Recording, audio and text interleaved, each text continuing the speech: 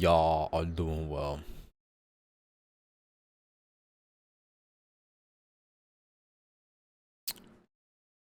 I'm gonna love this update. See about that. We'll see about that.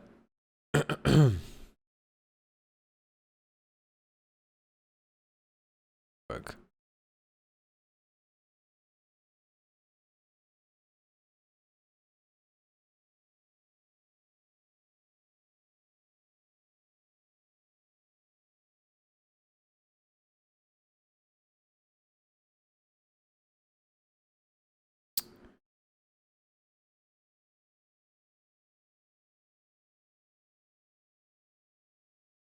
You're doing fantastic after what you watched last night. What did you watch?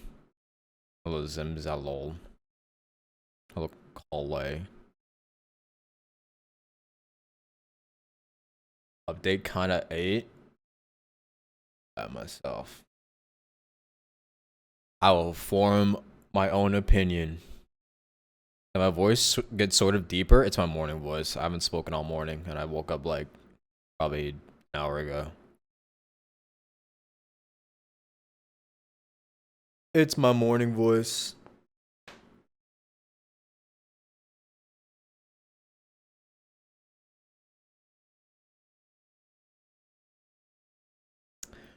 What am I about to watch right now?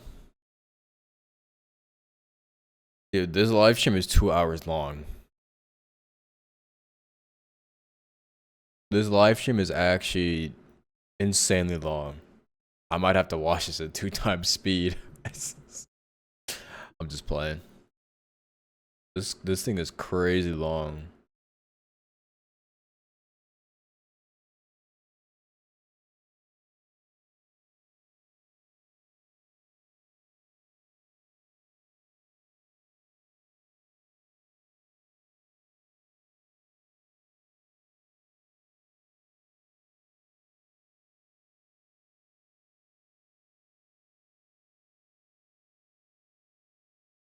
It's a lot of yapping at first, but lots of info at the end.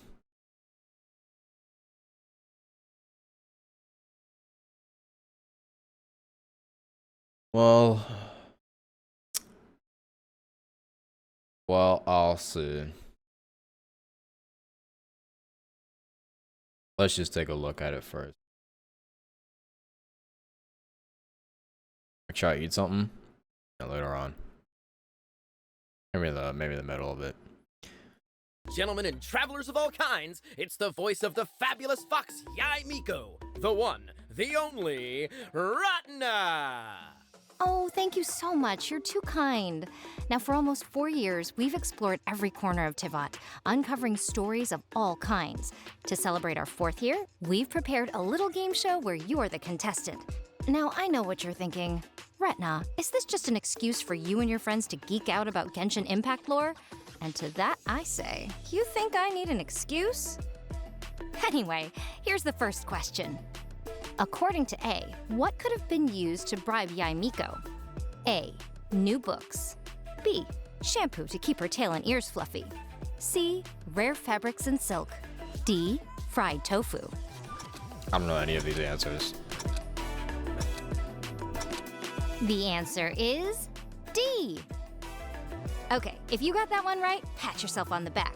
If not, there'll be other chances. Now, I need to get Josie ready for the next round, but I'll see you soon. Good luck, travelers! Hey, Josie Montana McCoy here, voice of Kaya, ready for round 2. Ratna sounded kind of serious in that intro, huh? Well, between you and me, I don't want to be the one to disappoint her. Question. What does the Court of Fontaine legally consider Paimon to be? A, a personal assistant. B, an endangered species. C, a balloon. D, a cultural delicacy. Either A or C. C, a balloon. And I have heard that for the very steep price of 1 sticky honey roast, Paimon will join your hometown parade. I don't know, it's what I've heard. Hey everyone, Paul Castro Jr. here, voice of Fremenade. First 15 minutes are just waiting room to shenanigans. this latest round of Tivat Trivia. Speaking of welcomes, What warm welcome did the House of the Hearth give to the Traveler and Paimon? A. Cosplaying as Paimon, imitation is the highest form of flattery. B. Presenting them with a captured Hilichurl rogue. C. A crash course on espionage and poison brewing. D. A traditional Snezhnayan dance. I don't know any of these answers. The correct answer is C. I have short-term memory loss. I don't know about you guys, but my personal poison is kombucha, and I've never actually brewed my own. I Ew, need to try one day, kombucha. though. Ew. All right, that's all for this round. And remember, never store your poisons in an old soda bottle. Use a neutral container and label them clearly. Caleb Yen, voice of Gaming here. Who's up for a little true or false? Here goes. True or false? When Keqing got her vision, her first instinct was to test her newfound power.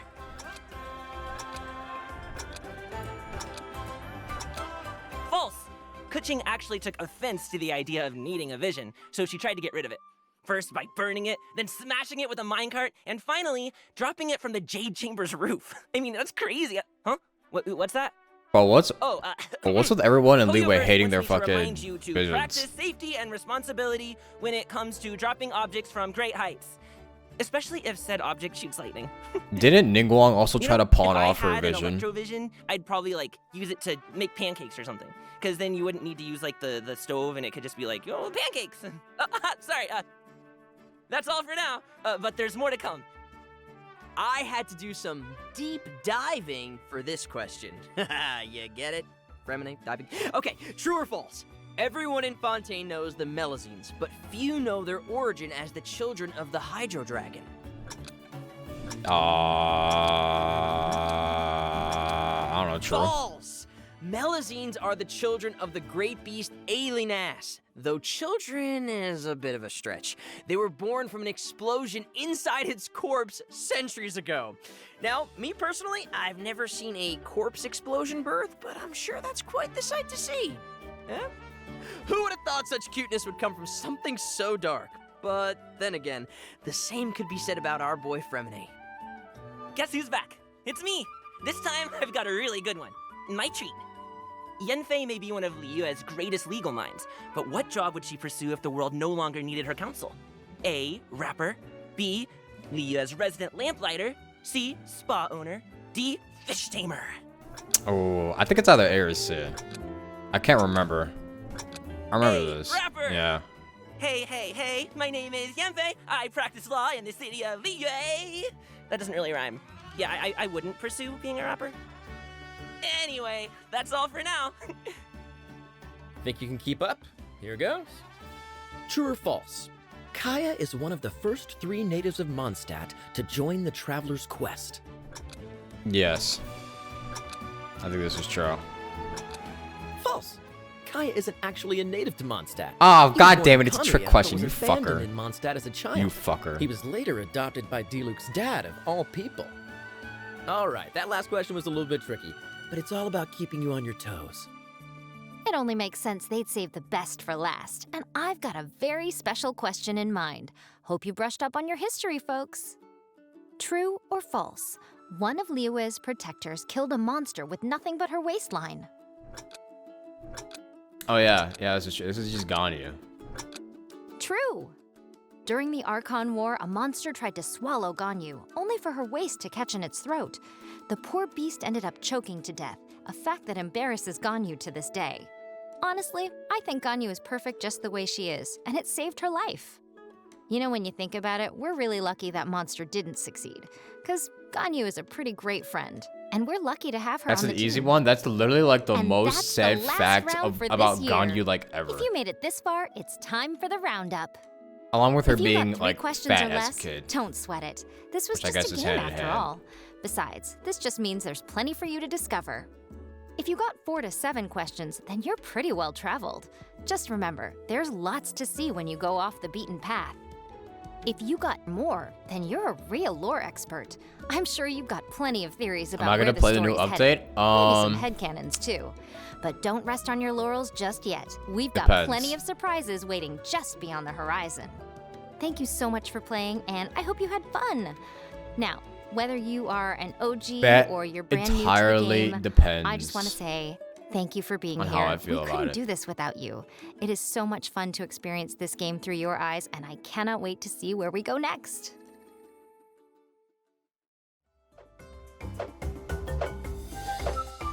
This Flappy Bird ass.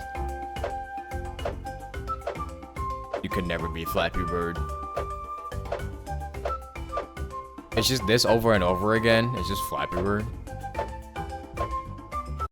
It really is just Flappy Bird over and over again.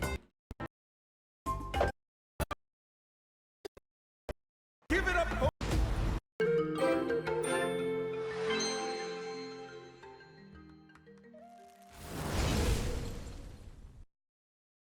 It went on for like 10 minutes. Crazy. We've arrived at the final phase. The winner of this match will take the final spot among the victors.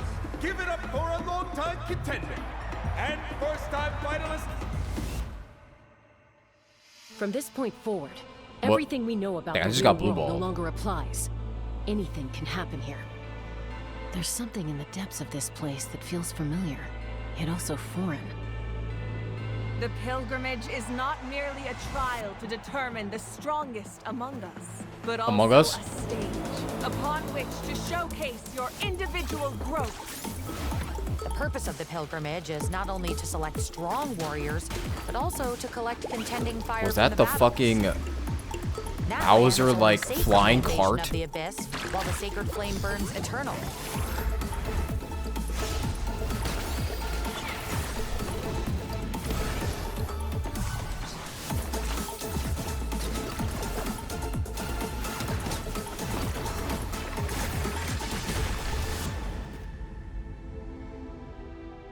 Guess I'll have to wait until the next pilgrimage.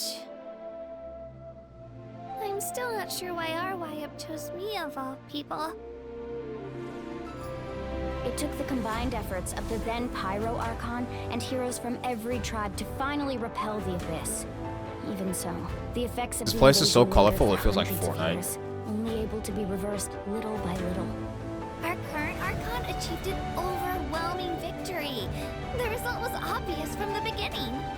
I really want to win this time and become a true warrior.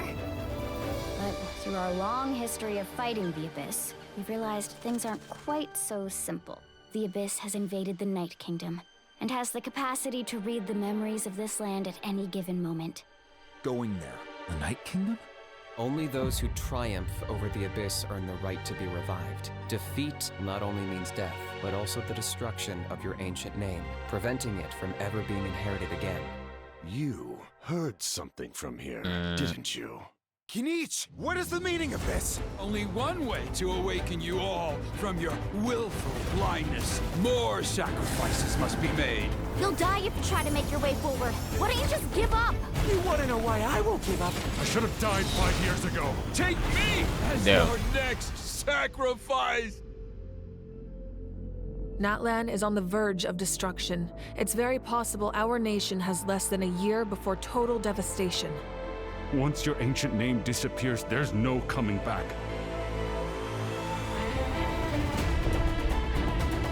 No! Why can't I find him? Why?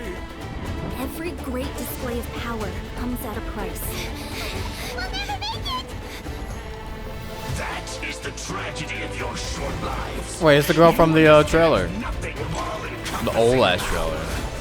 We shall unite the tribes and save Natlan from its impending doom. What use is the Gnosis in your hands? I don't know what you mean. But it sounds like this is about more than the Tsaritsa. Your plan has reached an impasse, and now it falls to me to create new rules for Natlan. No shit, they're just showing him off now. Let our flames do the talking! Hello, Capitano.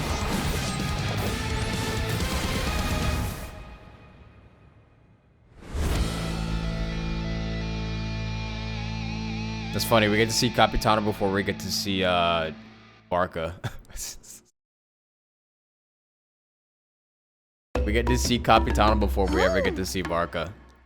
这次原神前站啊，有些特殊任务需要我亲自完成。 It really blew ball on us with Barca.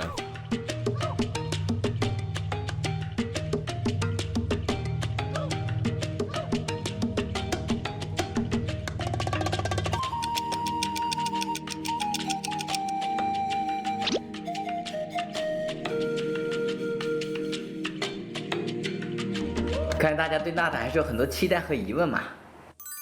那我们也不能辜负大家的期待啊！让我去现场听听项目组同学怎么说。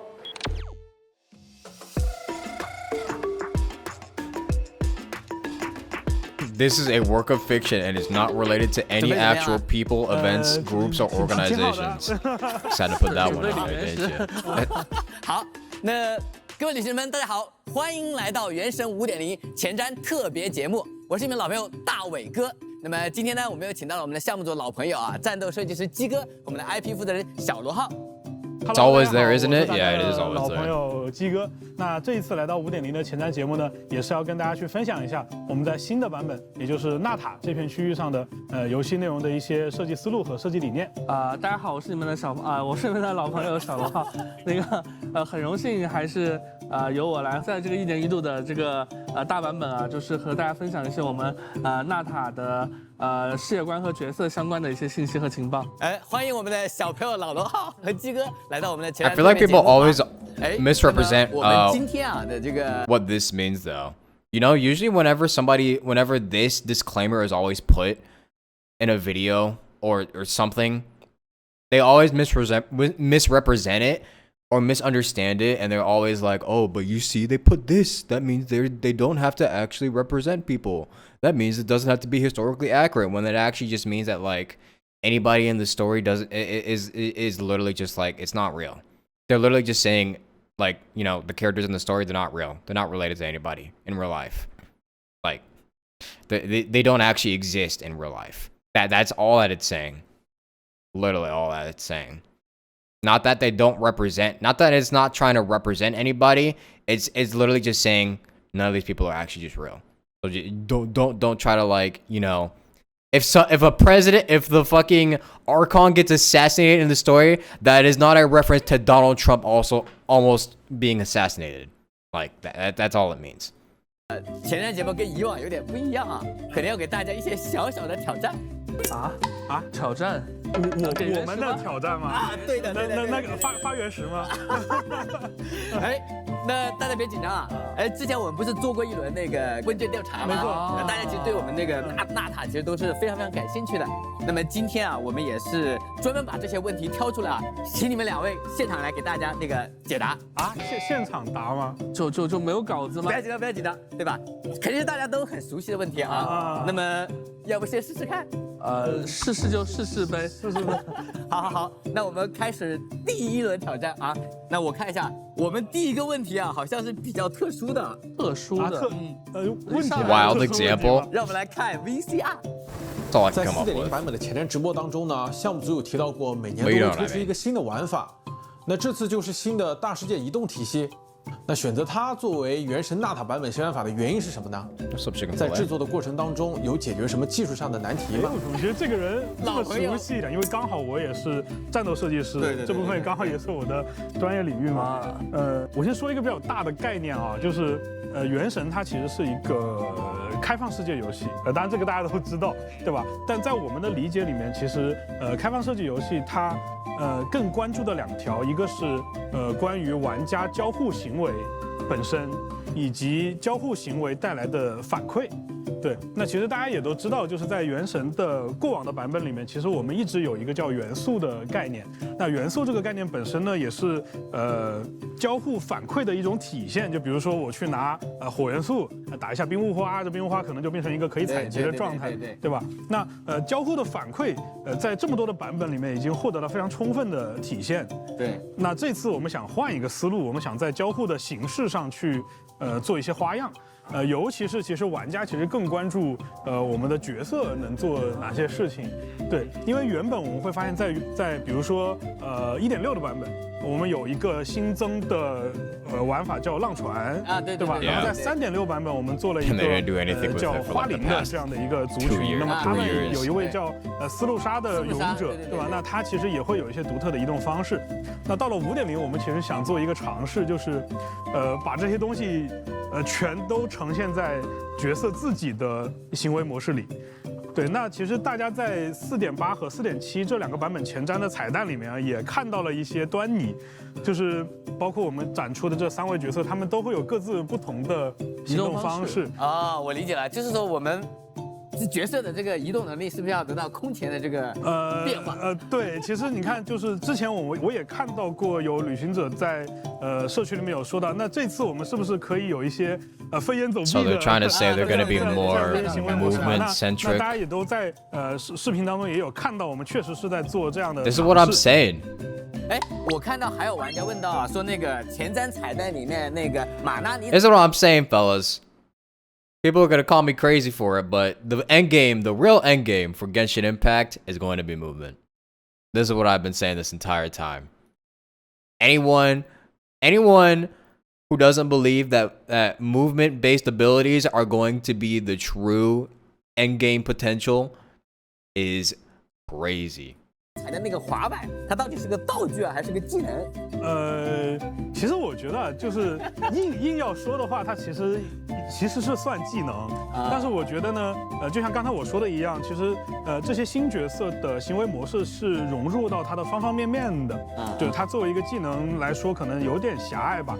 然后第2条其实是，如果把它作为道具的话呢，感觉有点。 它应该是伙伴才对。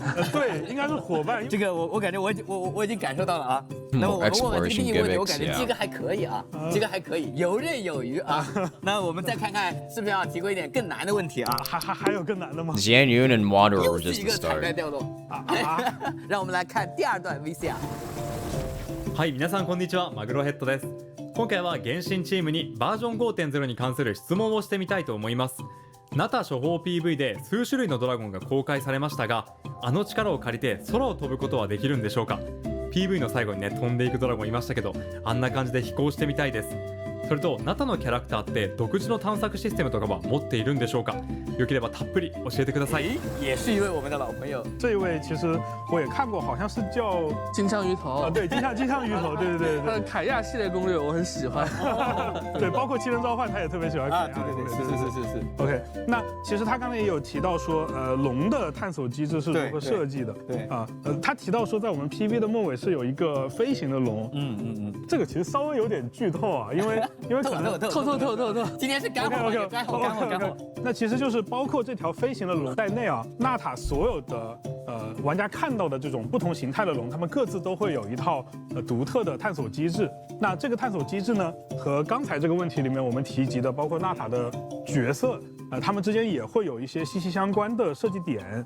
大家肯定会有疑问说，之前在视频里看到说我们好像可以操作这些龙，进行探索。那到底是我们通过某种方式驯化了 Okay, these are obviously going to be 我们 locks 把自己 to Naslan 放到这 only. 个龙的体内怎么样，对吧？那其实我想说的是，我们其实 I think that's going to be one downside of this, though. It's obviously going to be locked to Naslan only.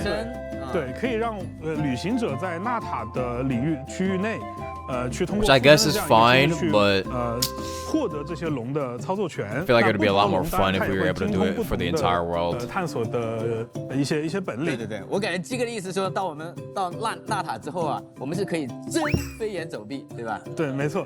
那还是回归到刚才金枪鱼头提到的那个问题啊，就是我们会不会有飞行的可能？我只能说，大家 exploration power creep is real until they create someone that's gonna be way better than Wanderer or Xianyun. 我一定要抽一个给小罗号啊，对吧？不能让小罗号闲着。好，我们在做问卷调查的时候啊，有超过3成玩家提到我们整个纳塔的这个世界观啊，就是大家都想了解，比如说纳塔的这个设计的这个灵感是从哪里来啊 ？Especially C1 Xianyun 非常重要，有很多龙嘛，包括觉得 I don't think anything 是 could 一个 beat 这种 that. 人龙共生的这么一个国家啊，所以想请小龙号跟我们讲讲在这个纳塔啊，我们这个人和龙之间到底是一个什么样的这个共生关系啊？我们知道，就是纳塔的部族当中啊，龙啊被纳塔人视为自己的家族成员。对。说一个可能不是很差， I need to see that. 是一个什么样的这个共生关系啊？我们知 That's crazy. 知道，就是纳塔的部族当中啊，龙啊被纳塔人视为自己的家族成员。对。说一个可能不是很恰当的比喻，有点像我们养猫猫狗狗一样，就是龙其实就是纳塔人的伙伴。对，那我还是愿意养龙的。有机会，但我也很想，他们在一起生活，在一起工作战斗，彼此信任的，也彼此照顾。虽然纳塔的人和龙伙伴之间可能没有办法直接用语言相通，但是长久的相处呢，也能够让他们能够弄懂彼此的心思和一些就是习惯了。对。那么我们旅行者在拜访各个不同部族的时候呢，就可以发现纳塔人和龙伙伴相处的方式可能也会有些不一样。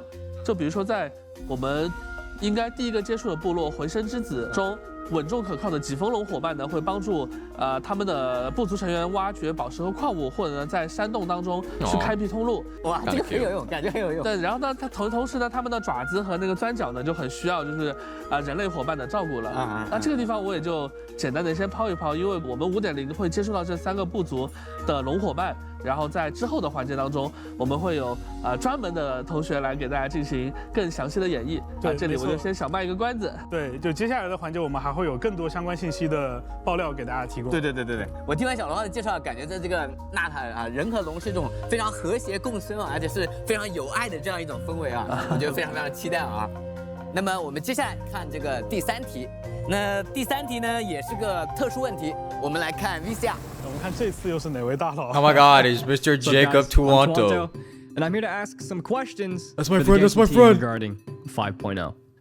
Pyro's the spotlighted element for the new update, specifically for Natlin. And I'm curious, how does Pyro have a significance in Natlin? Will Natlin be more accessible for newer players in the game? Because I do know that a lot of newer players have difficulties and or struggle to get to the newer pieces of content that get added to the game. Honestly, it is insane that we are at Natlin now. I want to give you guys all my luck, because if I can't win the 50-50, I hope at the very least you can.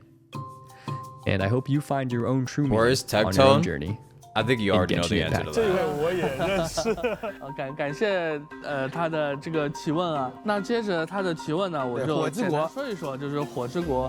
那火在纳塔呢有着独一无二的实用的意义。除了我们普通的那种火之外，纳塔还存在着广泛存在着一种名为燃素的物质。那燃素呢有着不同的形态，每一种呢都有很独特的妙用。这一点呢，我觉得旅行者一进纳塔探索就能自己亲身体验到了。那在纳塔，其实大家可以把燃素认知为一种形态，每一种呢都有很独特的妙用。这一点呢，我觉得旅行者一进纳塔探索就能自己亲身体验到了。那在纳塔，其实大家可以把燃 Damn, we got the high top 2. That's crazy. Got the high top 2. That's insane. 燃素认知为一种纳塔独有的高阶的能源火元素的呈现形式啊，它有时候可能是能源，有的时候又可能作为一种战斗中的策略资源。那当然，除了战斗方面的价值和探索方面价值以外呢，它本身也有很重要的精神层面的一些意义。火就是纳塔的精神图腾嘛，对，就像我们纳塔的最核心的建筑物地标圣火竞技场，没错，里面有昂扬不灭的圣火，火就象征着纳塔人他们永不屈服的一种精神。然后纳塔历代有很多英雄和英杰，他们用自己的精神和力量，将纳塔的火不断的向未来、向新一代去传递。无论他们遇见了怎样的艰难和挑战，他们的火都不会熄灭。我们一直知道那个纳塔被称为是这个战争的这个国度啊，那么其中这个战争的含义是什么呢？之所以说纳塔是战争的国度，是因为纳塔在历史上曾经面临过无数场危机。那么为了保护自己的家园，我们之前也提到纳塔的人民还有纳塔的龙，他们一起并力同心，抵御着各种侵害纳塔的势力。那么在一场又一场这样的战斗中，涌现出了无数的英雄。那他们在这种战斗和战争中留下的英勇事迹呢，就被记录下来，在黑曜石上刻写成为古名。古名也是我们纳塔的一个比较核心的一个人文概念，然后以此将英雄们的事迹和精神传承下去。那么一代又一代的纳塔人呢，在古民的引导下不断的成长，不断的去战斗，和过去那些他们历史上的英雄们一样，用自己的力量支撑着纳塔，在一个巨大的威胁之下屹立不倒。那么到了如今呢，6大部族之间依然会彼此竞争，在圣火竞技场所举办的大赛中比拼各项的能力，从而选拔出最为强大的战士，继续上着战场去进发。对，所以也就是说，纳塔的这个战争并不是我们理解的那个战争，而是竞技，对吧？其实它是既包含了竞技，也包含了可能so we were 大家广泛认知里面的战斗。We were actually baited into thinking this is going to be a land of war. 他们要和什么样的势力去进行对抗？他们又如何看待就是他们身处的战争？那就请玩家朋友们直接在5.0即将开始的主线剧情中去切身体验了。几乎有这个50%的这个问卷啊，都提到了这个火神啊。相信那个旅行者们啊都很好奇，说火神是有什么样的性格 ？War and it's just the Olympics. 又会跟火神一同经历怎样的故事？火神嘛，我们简单来说，他就是纳塔人的领袖，就是纳塔所有战士里面的最强人、最强者。那火神率领着纳塔战士们迎接了无数的战争，也夺得了无数场胜利。无论面对怎样的敌人，火神的火焰从来没有暗淡过半分。就是对于纳塔人来说啊，还有纳塔的龙，只要跟随着火神，他们就可以战胜任何胆敢侵犯纳塔的敌人。他就像是一轮永不落下的太阳，在他的照耀之下，所有的迷茫和不安都会被驱除。那么，当我们的旅行者啊到我们的纳塔和火神马维卡相遇的时候，再和他一起踏入战场，想必也会一定会体会到马维卡的热情，感受到他的光芒和温度。那至于他的性格，我觉得大家很快就能够体会到他所拥有的那种和他的力量所匹配的那种王者一样的那种自信。对对，我印象特别深刻，因为我看纳塔前传短片的时候啊，看到当火神马维卡走出来之后， I can't remember the last time we actually won a battle. 前面聊了这么多，我们还有2个特别有意思的问题啊，那也请2位来一起来看看。 안녕하세요, 쌤입니다. 오늘은 원신팀에게 5.0버전과 관련된 몇 가지 질문을 드릴 건데요.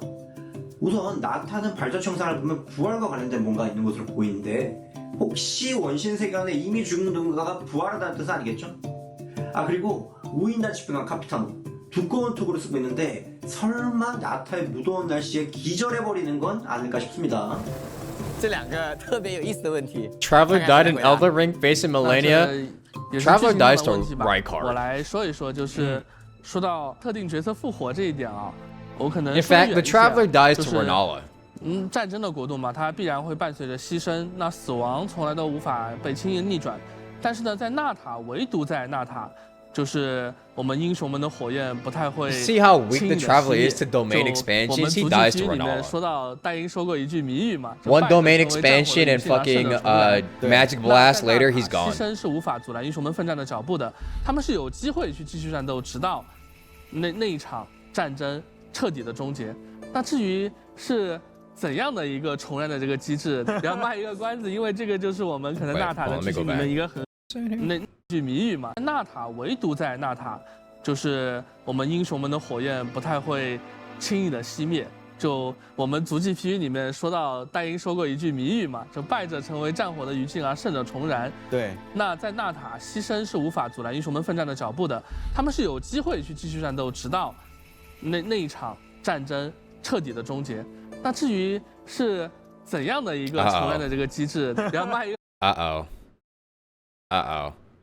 Wait a minute. Wait a minute. Are they saying someone could be revived even if they die?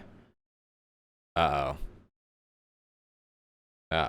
这个关子，因为这个就是我们可能纳塔的剧情里面一个很核心体验的一个部分。就是大伟哥，你知道，就每次到这种时候，我其实是憋得最难受的那一个。Senora means rise up. OK， 就是那队长其实在I have concerns 整个主线剧情当中也扮演了一个非常重要的角色。 对，那刚才小罗浩所说到的重燃，包括战争这些概念，某种意义上也是队长来到这片土地的原因。对，那至于刚才那个比较不能说太多了。至于说刚才那个奇妙的问题，说他会不会在纳塔中暑，那我可能再剧透一下，就是Will I decide to pull for 原因，我觉得 not 他 Lawn? 不太可能会 I don't know.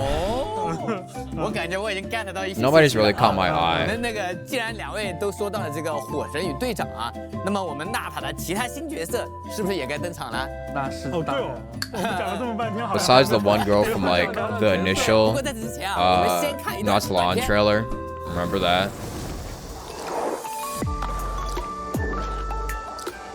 Besides the one girl that we've already known about for so long. I mean, if they could introduce anybody that has exploration mechanics that can rival Wanderer or Xian Yun, then maybe I'll consider it, but...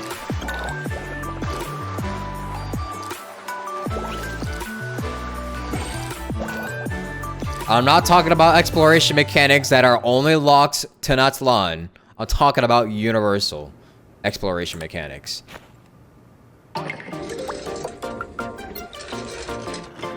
Am I gonna go for Yelan? I already got Yelan. Oh yeah, that's right. You guys probably don't even know, but I already wished for Yelan. I won her 50-50 in 20 polls.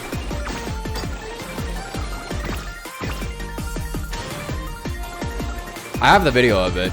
I just haven't done anything with it. I did it off stream, so.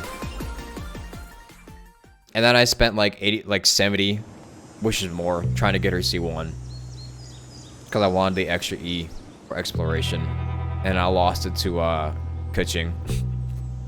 So, unlucky.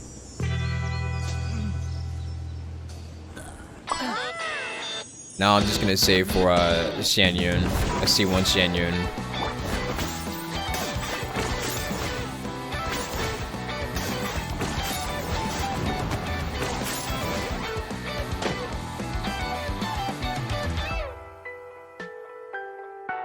Oh, this guy's a gamer. Have I been playing ZZZ lately? No. I don't think I've even opened up ZZZ since that one stream I did for it.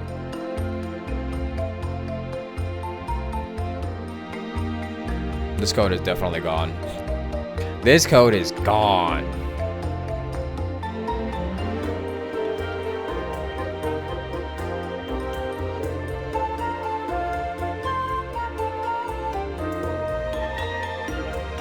It's still valid. They're up for 24 hours. Let's see, actually. What?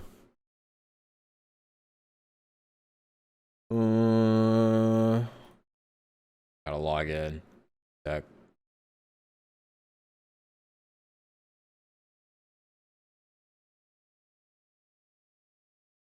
Give me a sec.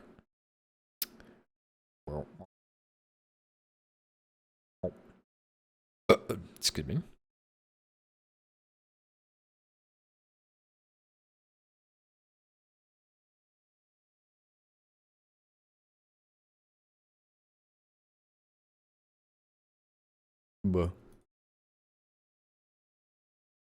Okay. 2SM TYV 59 TLFD. Got to all caps it. Fuck. TY B 59 TLFD. Yeah. Still valid.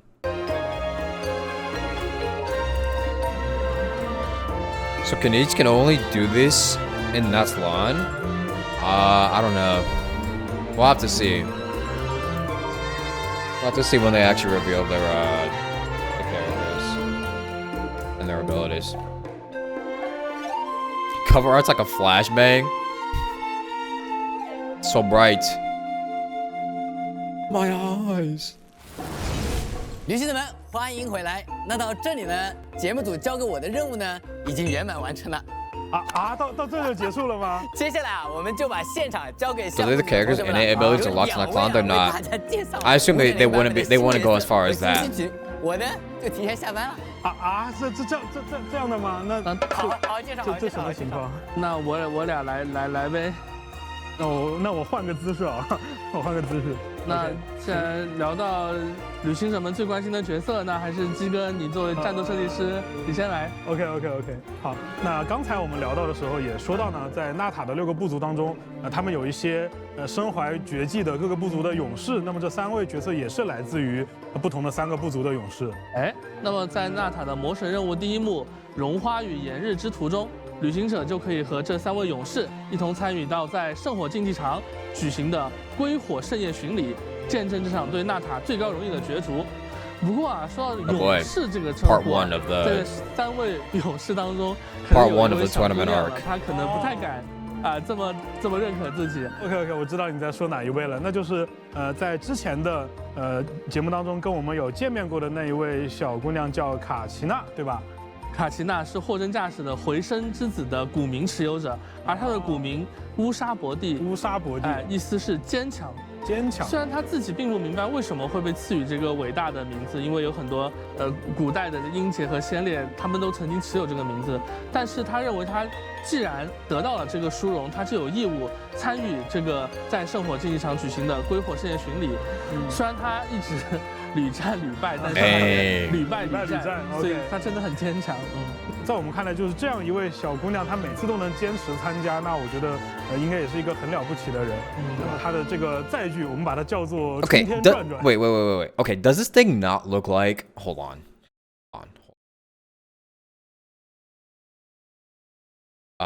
What was it? Does it not look like Bowser Jr.'s like flying car? Does it not? Hold on. Let me pull up an image of this.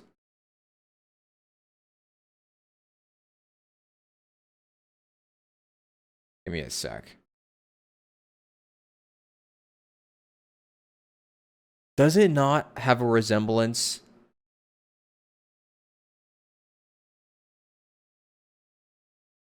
to this?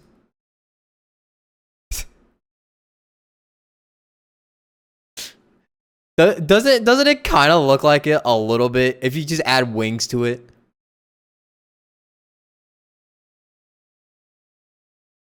It kind of looks like it, just a tiny bit. Geo Bowser Jr. 也就是大家看见的那个像钻头一样的载具，我觉得也一定能帮他在比赛中提供一定的助力吧。那首先卡西娜就像大家看到的那样，她其实是一位炎元素神之眼的持有者，那么她也会通过自己的技能来召唤出刚才我们一直有聊到的那个冲天转转。冲天转转就是这样一个像钻头一样的载具，那么它也有不同的方式跟冲天转转之间进行交互，比如说它可以As a stretch, it looked like it at first sight. 然后通过这种方式来提供快速移动呀、攀爬墙面呀，以及可以在这种情况下去冲击地面来攻击敌人。那它同样也可以把冲天转转当做一个单独的战斗单位进行召唤，那么它也会独立的产生炎元素伤害，而它的元素爆发会划定一个施工场地一样的领域。那在这个领域里面呢，其实冲天转转也会获得一些强化的能力。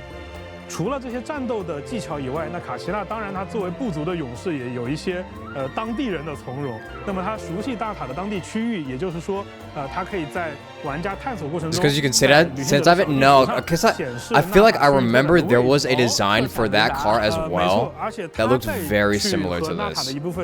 Either a power-up in Mario or something along the lines of a vehicle that looked like it in a Mario game. 就特别能够帮助我们去进行大世界探索的一个好帮手了。旅行者们呢，在纳塔的魔神任务，也就是荣花与炎日之途这样一个魔神任务当中，开始后不久就会遇到卡西娜那随后他就会很自然的加入到主角的冒险队伍当中了。那我们说了这么多关于卡西娜的传闻，接下来我们要介绍的这位同伴就是来自流泉之众部落的马拉妮。用卡奇娜她自己的话来说，在遇到马拉妮之前啊，她都不知道这个世界上有这么好的人，还有这么多好玩的事情。那作为流泉之众的成员呢，马拉妮她酷爱各类水上运动，比如说游泳、跳水、冲浪，还有沙滩排球。但比起自己玩得开心，她更享受和大家一起度过美妙的时光。无论是她作为水上用品商店的店主呢，还是她作为一个新生代的向导当中的一个佼佼者呀，马拉妮她都非常热心于和他人推荐一段充满乐趣和惊喜的旅程。那么在不足记文流泉之众当中呢，旅行者就有机会和马拉妮一起踏上一场探寻传说中神秘岛屿的一个旅程。那相信已经横跨5国的旅行者一定不会错过这样的冒险和挑战。因为他也是流泉之众的勇士，那么他在战斗当中也会有一些独特的作战方式。首先大家也可以看 They 到， must have some great sunscreen enough to protect them from getting a 法系 tan. 角色。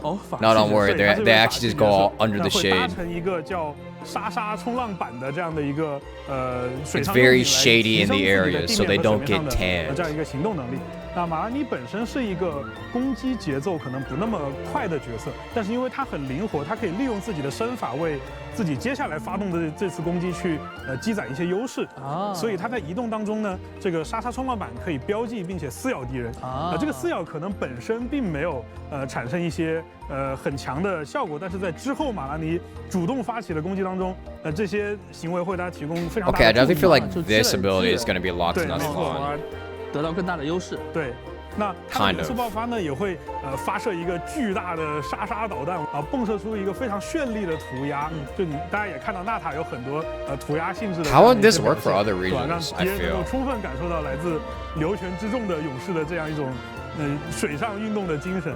然后刚才说到了马拉妮的一些作战能力啊，那其实除了在战斗当中在敌人之间进行穿梭以外呢，这个沙沙冲浪板的这个状态，它还可以帮助马拉妮在一些特殊的地方自由的穿梭，而且它还拥有一套和卡奇娜一样的探索的能力，也就是它也可以在 The 小地图 Sharkers 当 are 中 skill, 去显 yeah, 示 it is. 纳塔区域特展的位置。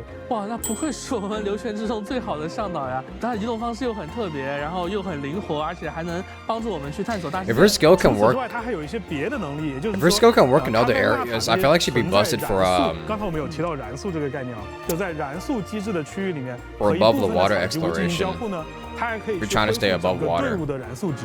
那3位勇士中的最后一位，则是来自我们玄牧人部族的年轻猎龙人。他 Actually, I wonder if you could combine her skill, if you could use Farina's skill and then use Wulani's skill, and then like when her skill runs out, you could just stay on top of the 能 water. 在归火盛宴巡礼中多次取胜的人。跟基尼奇这样的人一样啊，就玄牧人这个部落里有不少的部落成员都喜欢挑战极限，对，然后他们的实力肯定也不同凡响。那他们这么强大，是不是有什么独家秘诀？比如说我注意到基尼奇好像不是孤军作战，对他身边其实有一个很奇怪的，算是生物吗？有个很奇怪的龙伙伴。对，那个这个伙伴是为他在战斗中会提供不小的助力，那他有没有什么来头呢？那这位自称伟大圣龙的库布 Dude, 拉 that 阿 dude just 乔， doing a 我们大 Wuga 家都 face. 称 Holy 呼他阿 shit. 乔吧，和基尼奇是几乎形影不离的。阿乔，我感觉他的画风跟其他人不太一样啊。那你说长相这样奇特的阿乔，他是不是性格感觉也很奇怪？我感觉他在之前的影片里面体现出来的那个感觉是挺狂妄自大的。确实，就是阿乔和 That's a pretty 基尼 interesting 奇可以说 direction to 是 take. 完全不一样的性格。阿乔的性格特别恶劣，而且大部 I 分 wonder 时 how 间 that's 他都 gonna 和 work 基 in 尼奇 game. 斗嘴。那么这样的龙伙伴确实也会为基尼奇他自己招致的一些非议。那好像来说，就是基尼奇也不是很在意，就是他并不屑于靠语言来为自己辩白，他总是一个怎么说呢，意志很坚定，目标很清晰，他就是完成自己的委托，然后去向委托人去收 The 取。 Japanese voice for that dude and the dragon is Naruto and 过去 Sasuke. 以及他所继承的古名的秘 That's 文 kind 呢 of funny. 旅行者们都可以通过我们的部族祭文玄牧人的任务，然后得到进一步的解答。那同样也轮到我来介绍一下基尼奇的战斗技能了。那大家也看到了，他是一个擅长极限运动的这样的一个少年，所以在战斗当中他也会用类似的技能，通过元素战技进行快速的移动。啊，除此以外，他的元素战技在连接到敌人之后呢，还会发动一些特殊的攻击，并且在合适的时机，他会发射一种很厉害的像手炮一样的这样的一个技能，叫做回猎灌灵炮，感觉是个很中二的名字。对，他瞄准了敌人，发出强力的一击。而他释放元素爆发的时候呢，在他身边这个好像性格很恶劣的圣龙阿乔就会 So far, he looks the best for fast traveling. 眼前的敌人啊。那和其他人你大概会猜到基尼奇在纳塔的大地上也会具备什么样的能力？哇，这也太好了吧！就是我们5.0的这3位伙伴都能够帮助我们去收集纳塔的特产。没错，因为基尼奇它也有显示纳塔区域特展的能力，并且除此之外，它也有 If he could use his grapple hook more than one time in the air, it'd be pretty fast. Yeah. 去提升队伍中所有 I think they did show that off though. Hold on. Let me go back. 用类似， Give me a 那 sec. 我来介绍一下基尼奇的古名的秘武技能了。那大家也看到了，他是一个擅长极限运动的这样的一个少年，所以在战斗当中他也会。Yeah, like that. Okay, wait, no, but okay, this is kind of deceptive because I don't know if this was. I don't know if they got that extra second and third jump because of like something they put there, or if that's something they could actually do with the skill.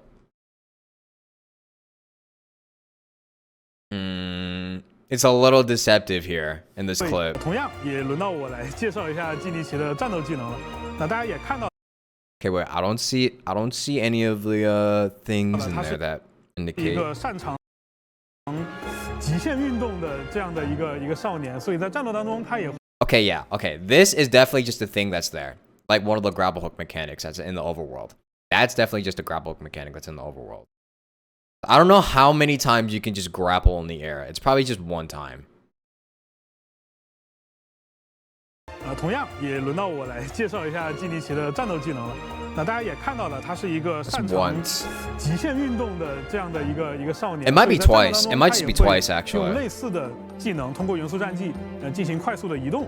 其他两位勇士一样。 It might be twice. 你大概会猜到基尼奇在纳塔的大地上也会具备什么样的能力？哇，这也太好了吧！就是我们5.0的这3位伙伴都能够帮助我们去收集纳塔的特产。没错，因为基尼奇它也有显示纳塔区域特展的能力，并且除此之外，它也有作为玄木人部族成员的能力，也就是它和部分的采集物交互的时候，还可以去提升队伍中所有角色的移动速度。我已经就预见到，就它能够很快。 玄木人部族成员的能力，也就是它和部分的采集物交互的时候，还 it's only if you harvest. 可以去提升队伍中所有角色的移动速度。Only certain ones. 就它能够很快加入玩家的队伍，成为大家的助力了。这3位角色身上会有特殊的纹路和怎么说特效，很有一些纳塔的风格，就像周身有火焰在燃烧一样的感觉。 那这种设计呢，其实也是我们在纳塔角色身上所尝试的一种新机制。然后我们把这种机制和纳塔本土的一些世界观结合起来，称之为夜魂加持。那纳塔的角色会利用这种叫夜魂加持的状态，在战斗中充分发挥它的作用。这种能力我就接过话。 You're finding it hard to understand why they added a digital dude in a desert setting. Usually, you'd see that character in some kind of futuristic city setting. 在纳塔地区 You're not wrong, 神之眼的 honestly. 持有者。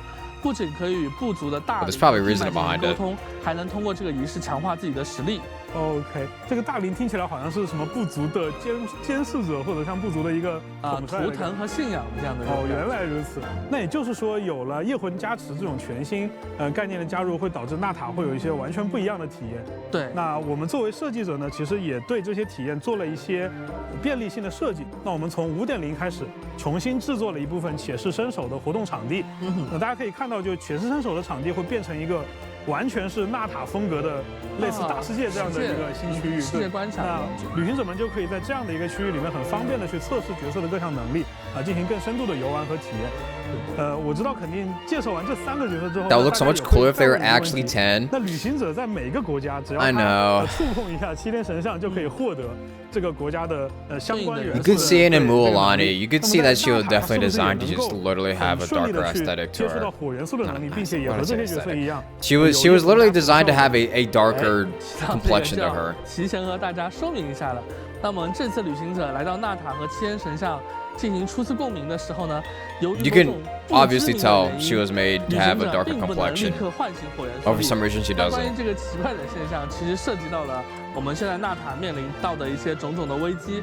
那等旅行者们在纳塔的旅程进一步深入的时候，就能够得到详细的解答了。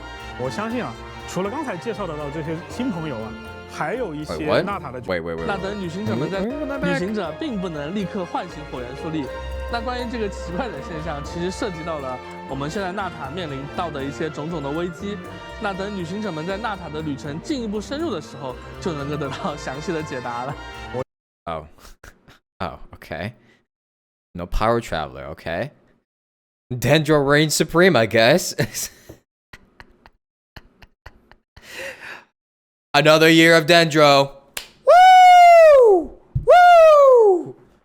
Another year of Dental Traveler being the meta.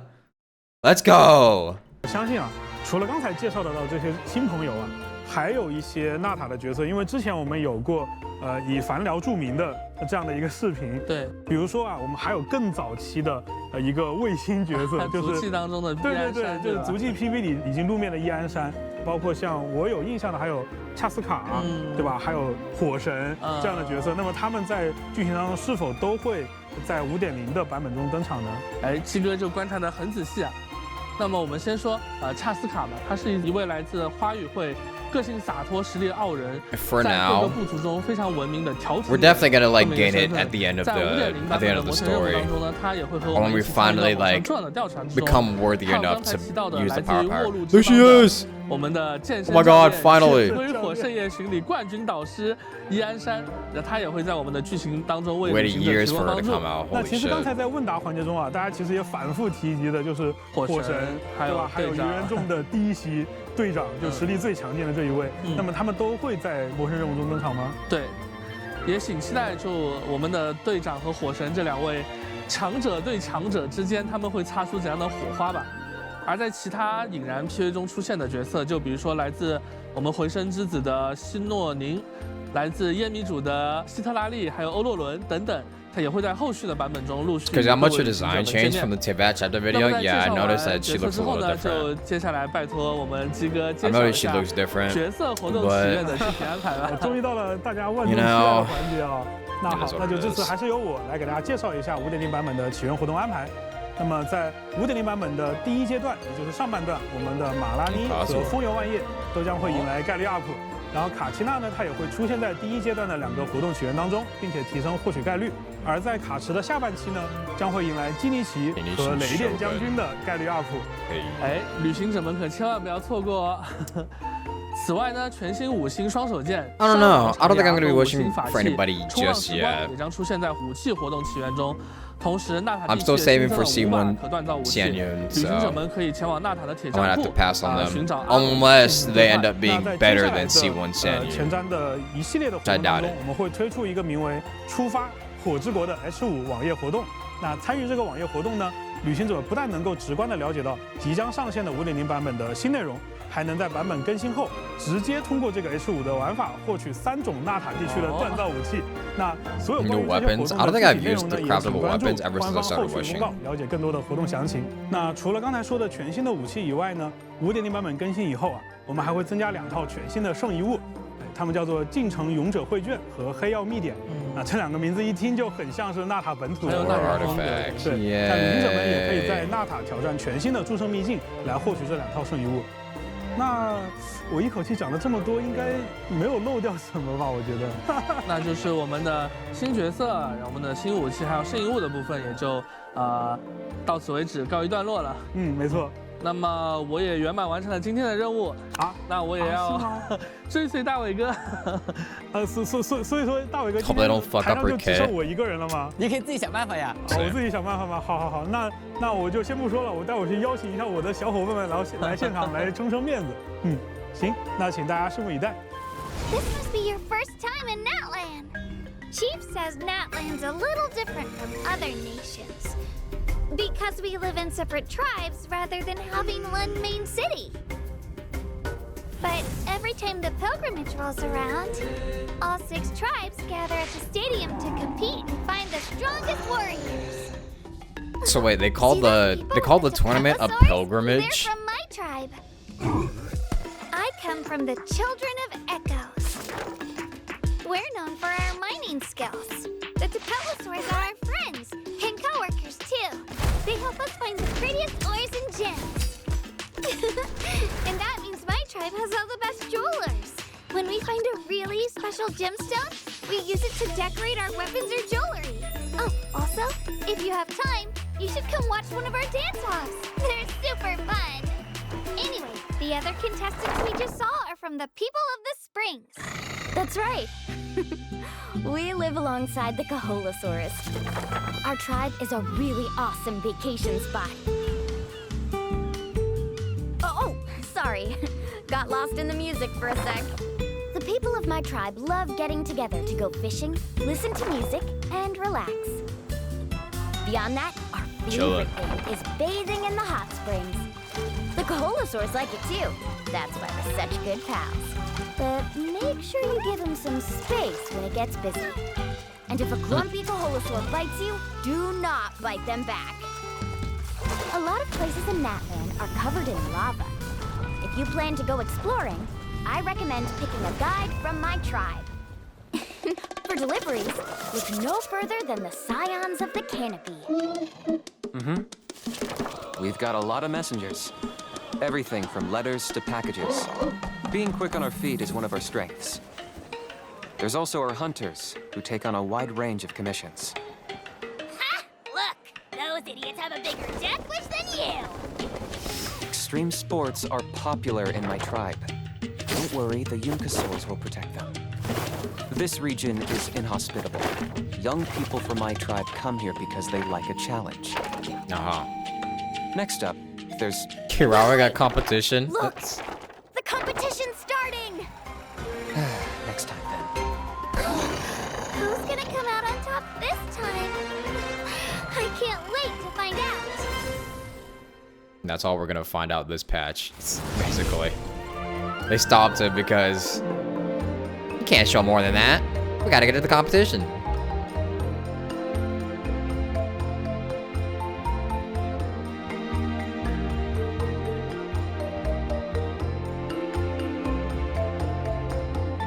Got the code. Gatekeeping.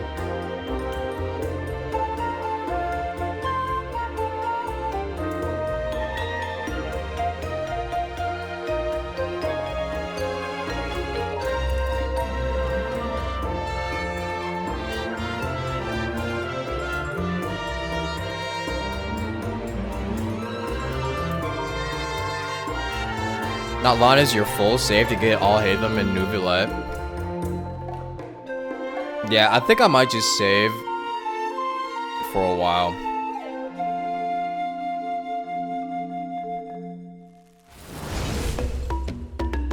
Look at the onesies.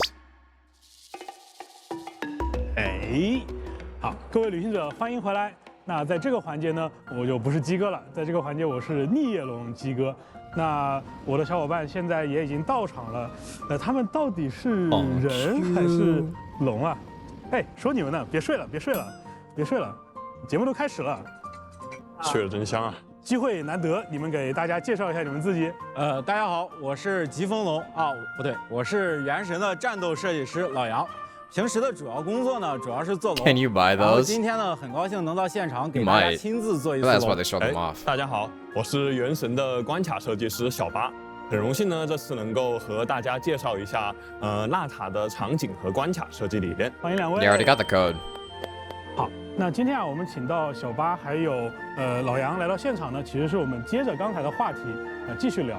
我们已经知道了呀，这个纳塔是一个人和龙共生的国度。那刚才其实我们在之前的介绍里也有谈到说，哎，纳塔的地貌环境啊，其实也跟其他的国家非常的不一样。哎，是的，我其实也在网上看到了很多这样的评论。对于我们开发者来讲呢，纳塔也是一个非常具有特色的国度，潮酷和多彩是它的两个关键词。比方说，旅行者可以在巨大的山体上面看到多彩的涂鸦，或者是说在各个部落里面看到很多潮酷的要素。哎，那这次我注意到一件事啊，就是老杨你怀里抱的这是个什么？这应该是我们纳塔会随时陪着我们在任务中的一个小伙伴。就是在纳塔，我们已经知道它是一个人和龙结合的国度，所以我们整个的设计理念是围绕着人和龙怎么做的结合。没错，那上一趴我也有说到啊，就是旅行者可以通过一种附身的方式来附到纳塔的龙类身上，从而进行一些复杂的探索的行为。那接下来我就替老杨来介绍一下这位非常可爱的小伙伴吧。哦，他也有什么来头吗？旅行者们在纳塔探险的时候呢，就会遇到这一只特别的小疾风龙。我们暂时称它为小家伙吧。小家伙呢，它会陪伴我们经历很多有趣的小故事，并且也会参与到重要的世界任务当中哦。那除了这个小疾风龙这个小家伙以外啊，那我知道就是刚才你也有谈到纳塔有非常多的部落的特色。那其实今天也很难得，我们有3个小龙人在场，对吧？不如这次我们就眼见为实，带着玩家去逛一圈。好呀，可以啊，来，我们先去我们疾风龙的部落去看一下我的老家。走，跟着他，走吧。这里啊，就是我们回声之子的部落。哦，大家可以看到啊，我们这个地方有很多的宝石，也有很多的矿石。同时呢，我们整个建筑的风格也看起来就跟盐元素很有关系。它已经是他们了，已经带入了。是的，我们回声之子啊，一直觉得最强的战士，比如说像我这样的才能够获得最好的宝石。所以呢，我们去深耕了一下挖掘相关的一些技术。我来为老杨补充一下，就是在回声之子周围呢，也有不少因为钻探和挖掘而被发现的奇特景观，比如这处巨大的含有大量固态元素的流金之脉。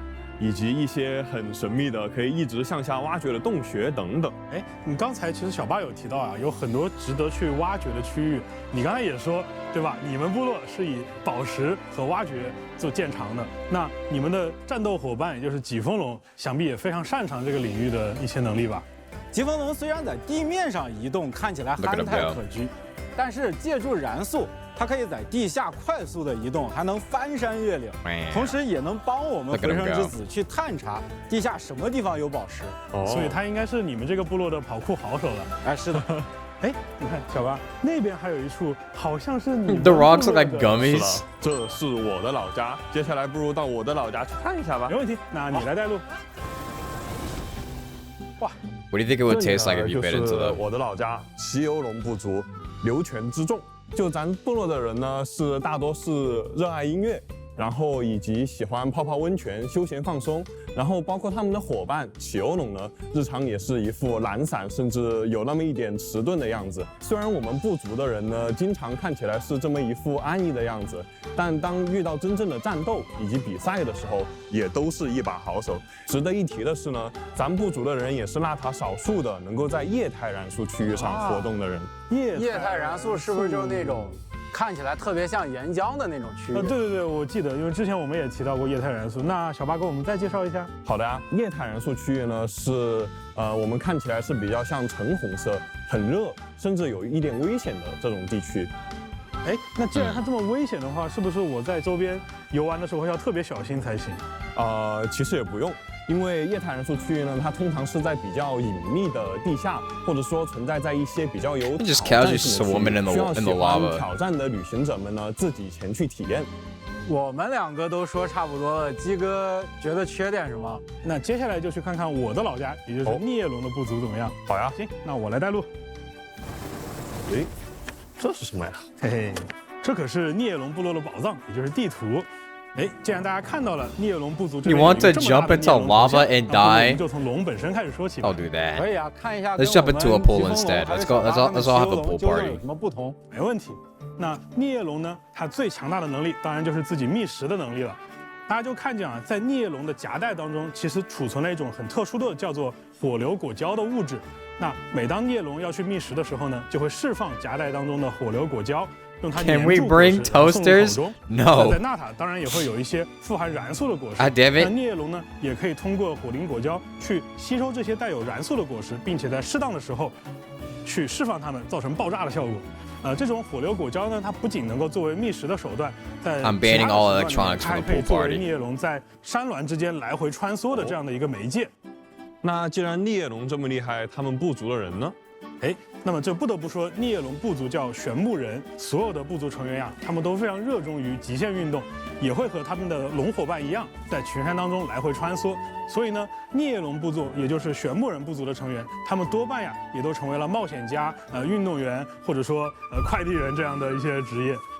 在孽龙部族旁边呢，其实有这么一个遍布高耸悬崖的遗迹主阴庙，和孽龙一起呢，旅行者说不定可以找到神秘的宝藏哦。鸡哥呀，我还是非常在意刚才说的吃果子这个事儿。我听 There's no Uisa Nimuna mechanics anymore because it's Fontaine only. 我感觉不是什么好八卦。我听说 To be completely honest with you, I had no idea where they were going with that mechanic. 然后呢，因为吃了太多的果子，导致身材发福，在洞穴下面再也回不来了。鸡哥，你可一定得保重啊！啊，原来是这么一回事。那我觉得呀，这里面可有太多的新闻你不知道了。所以老杨，我们不如我们坐回去，就这件事情，我跟你们再好好说道说道。好。哎，老杨，就接着刚才那个逆叶龙的话题啊，我觉得我必须要为他说句公道话。虽然这只逆叶龙它又贪吃，体型又大，啊，确实也困在一个地方出不来，但是呢，它实际上是逆叶龙当中非常古老的一只。哎，那你就会问了，我们旅行者到底用什么方式来对付它们？那这一点确实老杨刚才说的有道理啊，就是它确实贪吃，所以旅行者们呢，在跟它对战的过程中，可以找到一些对付它的弱点，比如说它喜欢吃的东西，对吧？我觉得鸡哥更像是在给自己辩解啊。那一定没有这个意思，一定没有。哎，对啊。那我还不得不说一句啊，这个逆叶龙的 BOSS 长上去还是挺可爱的。难道我们纳塔就全都是这种可爱画风的龙吗？就像我们3个一样啊？那肯定不止。就像我们之前在宣传短片中提前放出的，有一只会飞的大龙。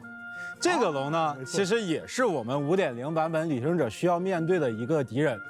哎，但是我怎么记得纳塔的龙好像一般都是聚居的？为什么这只龙它会自己单独跑出来呢？啊，你也看出来，它跟我们3个是不太一样的。这只巨大的家伙呢，是有一些特殊的原因的。这个地方我要先卖个关子。然后它不得已而为之，最后离开了自己的族群，生活在这片区域。啊，除了刚才我们介绍过的这个胖胖的逆野龙和神秘的巨大飞龙呢，我们在纳塔的旅程中还有许多神奇的生物，比如说看上去就很容易被撞飞的鸟，看上去就很憨的豚兽。看上去就很热的甲虫，还有一些看上去就很会飞的老鼠。除了刚才老杨讲到的这些奇特生物以外呢，在纳塔还有很多风格迥异的场景，比如说神秘的高难度的夜神试炼，还有巨大的间歇喷发的火山，未来呢也会给旅行者们开放。这个大家可以尽情期待。大家都知道，我们在每个国家推出的时候，都会有一套叫声望系统的系统内容啊。那这一次在5.0的版本，我们对这个声望系统做了一次全新的尝试。那这一次呢，旅行者可以在各个部落的一个叫药石图腾柱的地方，去接取对应部族的讨伐悬赏和务虚通告。哎，那这听上去不还是声望系统吗？鸡哥，你别骗我们。啊，对哦，好像说到这里，感觉它跟声望系统没有什么区别啊。但是呢，我还是说漏了一点。在之前的环节当中，我有提到一个叫部族祭文的概念。那么在药石图腾柱这里，旅行者们还可以开启每个部族的部族祭文了。这个祭文呢，除了包含部族的传说和周边的风土人情以外，还有大家最关心的纳塔的角色传说任务。也就是说，包含上述所有的内容在内，每一个部族都将陆续开放3个章节供玩家游玩。所以，我们纳塔的传说任务其实是换了一种新的形式出现的。除了部落祭文以外呢，在5.0版本还有更多以单元剧形式出现的篇幅比较短的世界任务，比方说刚才介绍到的以小家伙为主角的世界任务。好，那我们一口气介绍了这么多的包括场景呀，包括我们战斗的一些 BOSS 呀，包括刚才说的任务。那么接下来我们再跟旅行者们介绍一下这次5.0版本的活动。好呀，那就由我来为大家介绍一下我们的活动吧。这次我们也为旅行者们准备了很多丰富多彩的活动，比如纳塔探索的导览，还有前往提瓦特各处打卡的旅行回顾。完成其中一个活动呢，还能获得一个4星法器。值得一提的是，即使旅行者们已经游玩过的一些挑战呢，在纳塔也会以一个完全不同的形式呈现。这里我要替他说一句，我们也为旅行者准备了一些特殊的游玩的短片哦，具体有多不一样，我们一起看一下就知道了。好，那我们就看一看。好。这一次呢，我们纳塔呢带来了很多全新的玩法，今天也邀请了几个朋友到现场来实际体验一下。我就先带着大家跑一段现实挑战。这个地方有一个龙陵，这是疾风龙部落的，然后我们可以魂附到这个龙陵上，就可以开始我们的挑战了。进去以后呢，开右扳机你就钻到地下了。在这个过程里面呢，我们需要借助我们这个小龙的特点啊，去尽可能多的吃到金币。Terror remains in shambles right now. 这就是个错误示范。这个地方呢，又要切回我们疾风龙了。墙上这个红色的石头是弥补能量的。哦。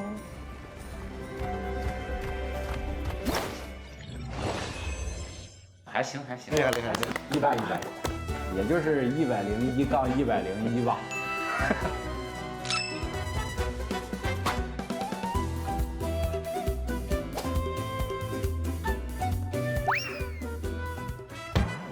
that. 咱们教学也就先告一段落，立刻进入比赛，怎么样？来了，实战环节。咱两组队，互相比一下挑战用时和挑战得分。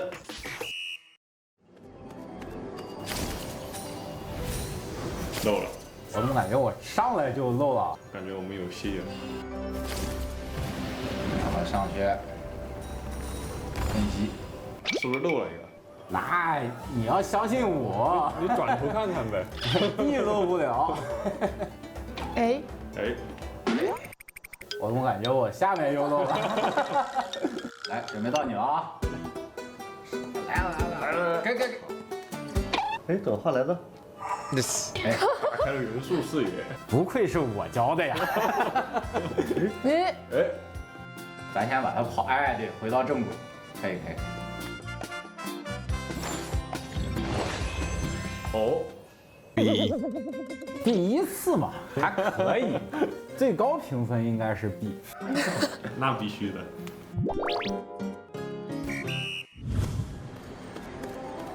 耶。The B stands for bug run. 压力 Gotta go again. 攻击，准备要接手了。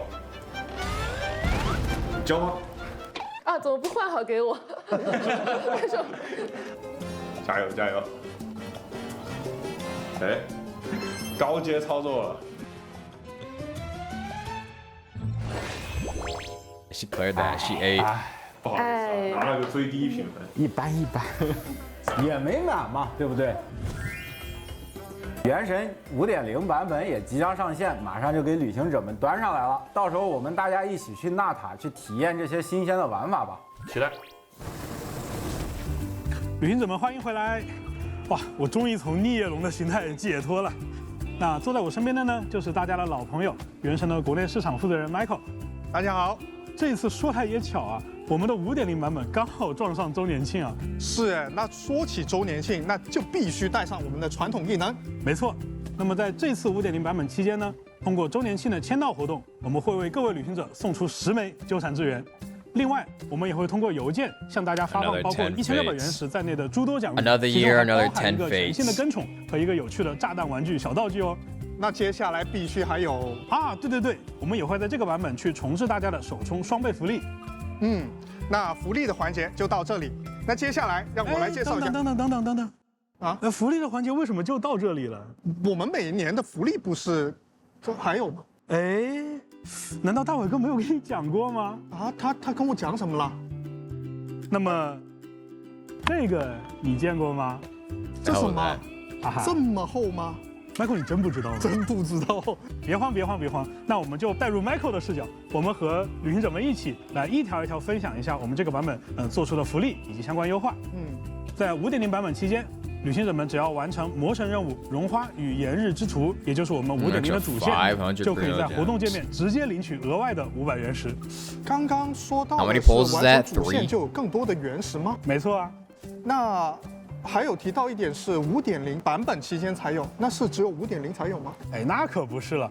在接下来的5.0、5.1和5.3版本，也就是我们的主线重要篇章发布的这些版本，都可以拿到这样的限时奖励，也就是有更多的额外的500原石哦。我感觉还是有些吸引力哦。我刚才有讲到重要篇章发布的这些版本，5.0版本期间才有，那是只有5.0才有吗？哎，那可不是了。在接下来的5.0、5.1、5.0, 5.1 and 5.3. So wait, we're 5.2 is apparently filler. Damn. 5.3版本，也就是我们的主线重要篇章发布的这些版本，都可以拿到这样的限时奖励，也就是有更多的额外的500原石哦。我感觉还是有一些吸引力哦。我刚才有讲到魔神任务啊，那接下来我当然要去讲传说任务了。在后续的新角色，无论他们是以部族祭文还是以传说任务的形式出现他们的故事的时候，只要玩家在当前的版本进行了这些任务的体验，就可以获得额外的奖励了。那具体有哪些奖励？ What does that mean? Honestly, I don't know yet, but something. 突破等级2和突破等级3 I guess they need a break 所有 between 5.1 and 5.3. 来举例子，首先我们会显示身手的活动，马拉尼可以突破到突破等级1，对不对？然后因为马拉尼有不足技能任务，也就是说，接下来他还会陆续获得突破等级2和突破等级3的所有材料。也就是说，玩家几乎不用付出任何的额外努力，他就能。Usually the lantern rite is like an event, no? Company to Albedo /event. Oh, I'm assuming they have something planned. I'm assuming they have something planned because there's no way they're just gonna leave that as like a whole filler patch, with just story quests for the characters that's coming out and the events. There's no way. 我们就拿5.0版本的马拉尼来举例子。首先我们会有显示身手的活动，马拉尼可以突破到突破等级1，对不对？然后因为马拉尼有不足祭文任务，也就是说接下来他还会陆续获得突破等级2和突破等级3的所有材料。也就是说玩家几乎不用付出任何的额外努力，他就能直接将马拉尼快速升到60级。那说明现在养新角色的这个培养压力就一下子下来了。没错。这样也是能够为我们的新老玩家第一次接触到新角色的时候，就是能铺平很多原先遇到的阻碍。但是，对于新加入的这些旅行者，他们好像不能立刻赶到纳塔。对于他们有什么样的安排？那 Michael， 你的意思是说，假如我是一个初来乍到的旅行者，对的，我没有办法第一时间体会到这些任务，那我就拿不到对应的原始奖励了。是的，这一点我们当然也都考虑到了。所以在后面呢，我们也开放了一个新的功能，是主线快速开启功能。在5.0版本更新以后，只要完成了璃月的主线魔城任务，并且达到了冒险等级28级，就可以直接在活动界面开启纳塔的主线剧情了。那太好了！就是之前还有一些朋友会问我嘛，什么时候入坑原神最好？那我觉得就是现在了。我还要给大家补充一条信息哦，就是快速开启的这个功能，在后续版本也会陆续开启。那让我再追问一下吧，之前忙碌在外的一些旅行者，或许会返回到提瓦特大陆再看一看。那对于我们这些回归的老朋友，是不是也应该有些表示啊？你知道在原神原先的版本里面有一个针对回归玩家的活动，叫星之归还。对，那么在5.0版本呢，我们对星之归还的奖励也做了一定的调整。除了原本的原始奖励以外呀，还有一些长期没有回归到提瓦特的旅行者们，那这些旅行者呢，还会额外在星之归还活动中领取至多10枚纠缠之源。10抽啊！对，具体的参与规则呢，旅行者可以参考后续的官方公告和游戏内的指引等等。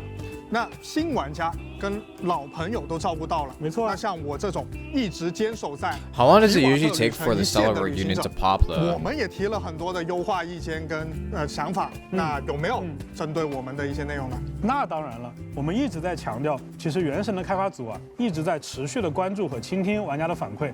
那么接下来我还有更多的调整和优化，就是针对玩家的反馈所做出的。在5.0版本更新以后呢，只要旅行者们点击背包当中对应区域特产的野外采集选项，我不知道大家有没有注意过，就是区域特产一直有一个只可观看不可点击的野外采集地点推荐。没错，对。那么现在呢，只要你点击了这个选项，它就会在大地图上自动追踪这些区域特产的采集地点了。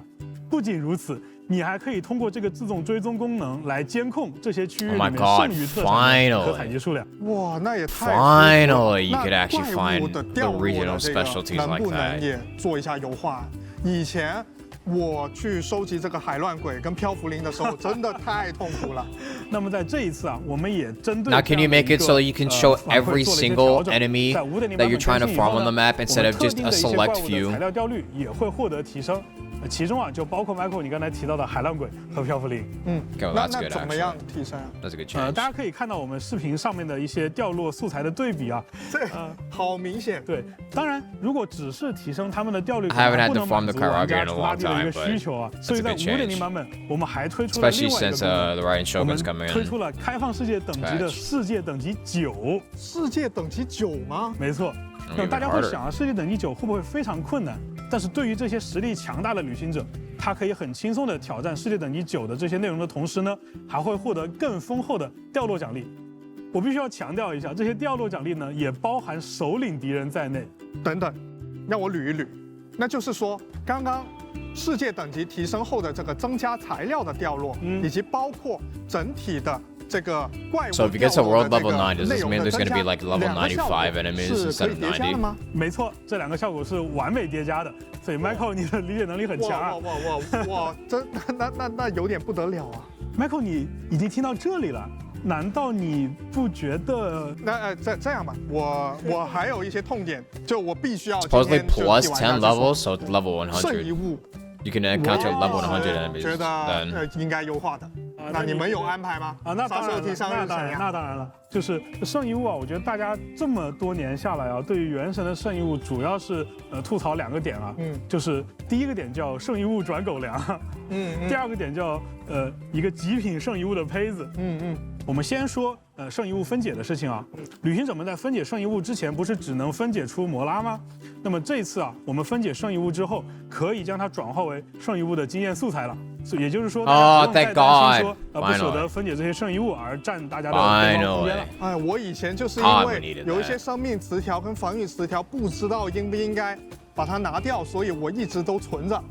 我的背包是一直满的状态。对，然后存着的时候呢，你又不太愿意把它直接换成摩拉。对，万一后面有角色要用到，那对吧？我也不知道。没错。好，那刚才 Michael 其实提了一个很重要的问题啊，就是他如果到了关键的时候，却又没有办法为后续的角色获取对应的圣遗物，就会感觉自己很矛盾，对不对？对的，那么除了圣遗物转化为培养材料以外呢，我们还推出了第2个很重磅的功能，叫做祝圣之霜。祝圣之霜，这个名字听起来有点厉害。这个名字听起来很厉害，它的功能其实更厉害。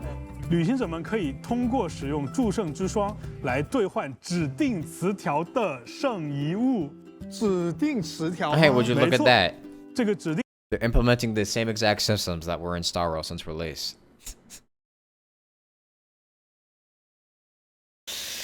Took them fucking long enough. Holy shit. 指定词条不仅能够指定主词条的属性种类，还可以额外指定2个副词条的属性。副词条也能？没错。那我的双爆岂不是？对，跟你想的一样。5.0 版本的诸圣之霜呢，大家可以通过萃取一定数量已经升级的圣遗物。Yeah, HSR you can't choose the subsets, but you could basically like get the main set. 刚才我们是不是有提到周年 Which 庆 I 的邮件 guess is a 奖励？ plus 所以在 over 周年庆的 HSR 邮件奖 system. 励当中，我们也附赠了一部分诸圣之霜供大家取用。周年庆的邮件居然有这么好的东西在吗？没错。关于诸圣之霜的详细获取规则和消耗规则呢，后续也可以参照游戏内的相关指引。我知道之前一直也有旅行者吐槽 Better than HSR, probably more costly. What do they 很 say 多 it was? Wait, hold on, let me go back. I'm sorry. I'm not even paying attention because I'm looking. 指定词条吗？没错，这个指定词条不仅能够指定主词条的属性种类。It costs 4 sanctifying elixirs. 来兑换指定词条的圣遗物。指定词条吗？没错。It costs 4 sanctifying elixirs, but how do you...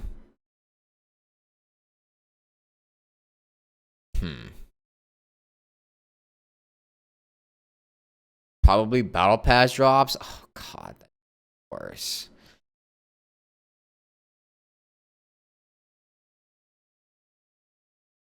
这个指定词条不仅能够指定主词条的属性种类，还可以额外指定2个副词条的属性。副词条也能？没错。那我的双爆岂不是？ We need to see how we can get the 跟你想的一样。5.0 版本的诸圣之霜呢，大家可以通过萃取一定数量已经升级的圣遗物，或者说探索纳法大世界，或者说解锁我们的珍珠纪行，达到指定的等级来获取。刚才我们是不是有提到周年庆的邮件奖励？啊，对。所以在周年庆的邮件奖励当中，我们也附赠了一部分助圣之霜供大家取用。周年庆的邮件居然有这么好的东西在吗？没错。关于 I mean, that's a lot better than the freaking. Actually, no. Hold on. You need 4 elixirs for 1 artifact, and if you need 8 artifacts for 1 elixir, that means 8 times 4, which means cost like what? 32 artifacts.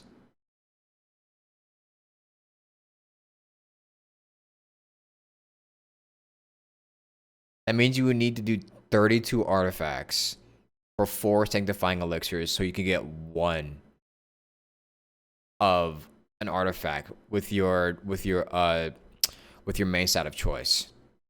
You 32 trash artifacts easy enough, yeah. But it's just the fact that it's more costly than the strong box. But then again, the strong box is just pure RNG, so maybe it's better in the long run, I guess. I mean, obviously it's going to be really fucking good for anybody who's literally just been farming artifacts for a while and just had them stored up in their inventory. But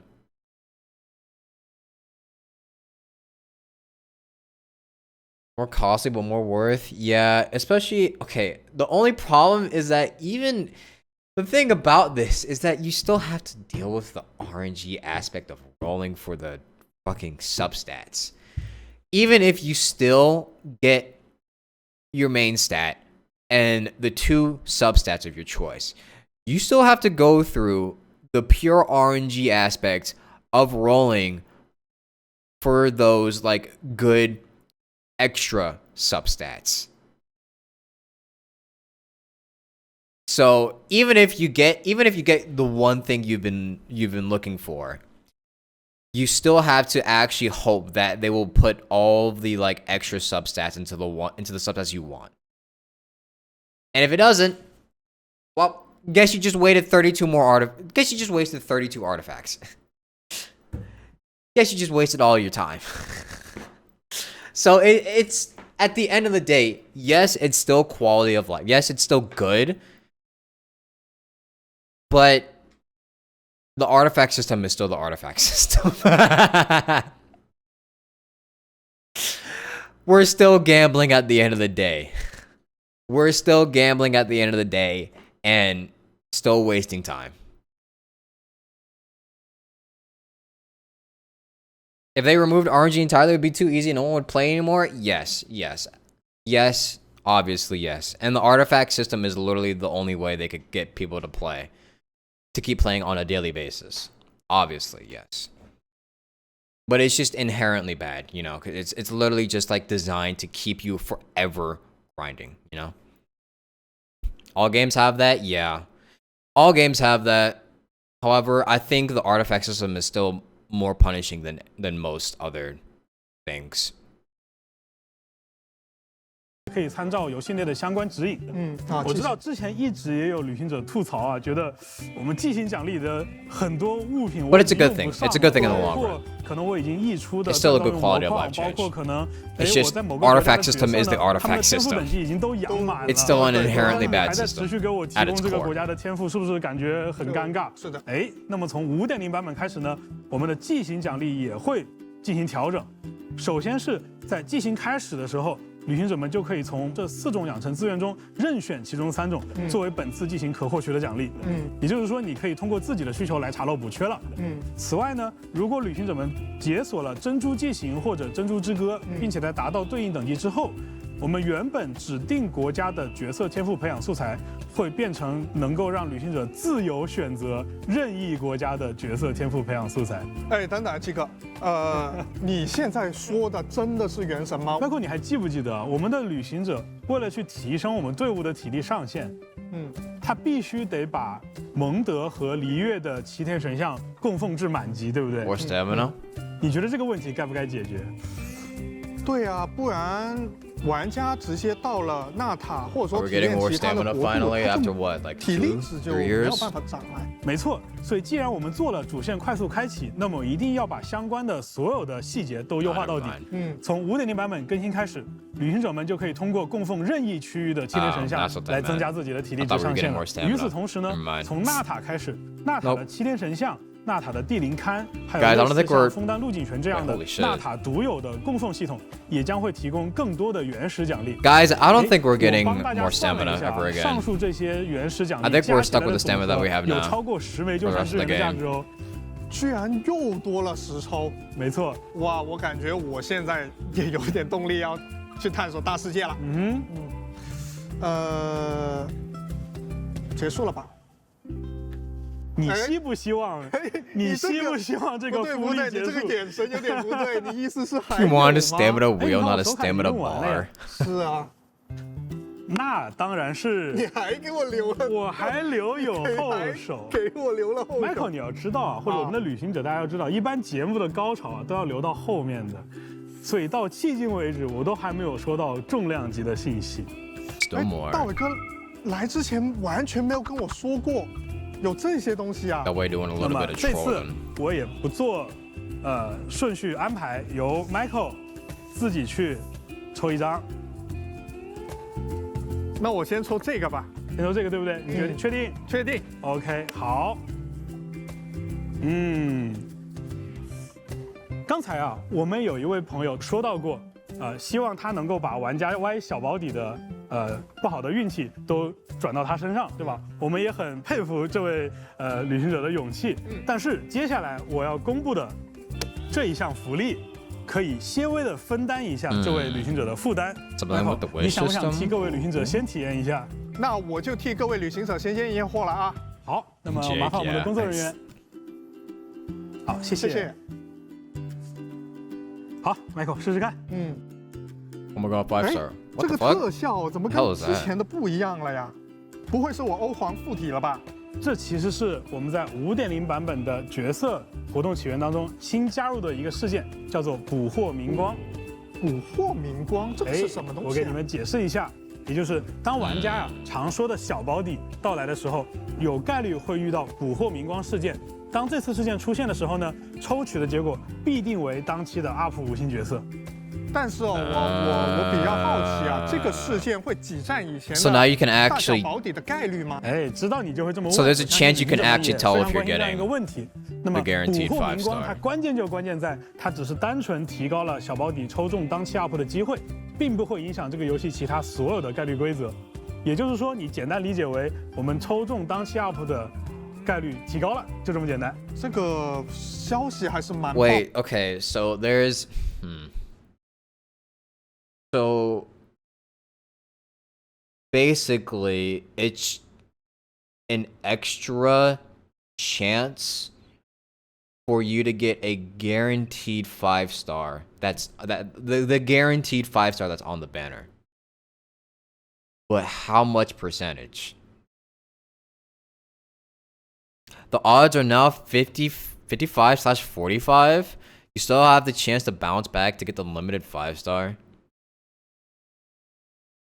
There's a random chance you can get your guaranteed a bit earlier. When you lose the 50-50, you will have a chance to win back.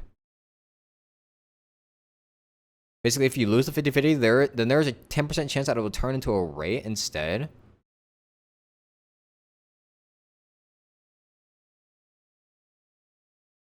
Oh, interesting. So if you, okay. Okay, I get it. So it's kind of like if you're losing the 50-50, there is a chance for it to switch up on you and give you the 5 star.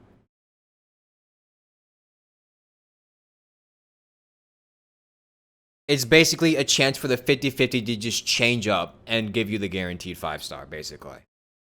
I see. I see.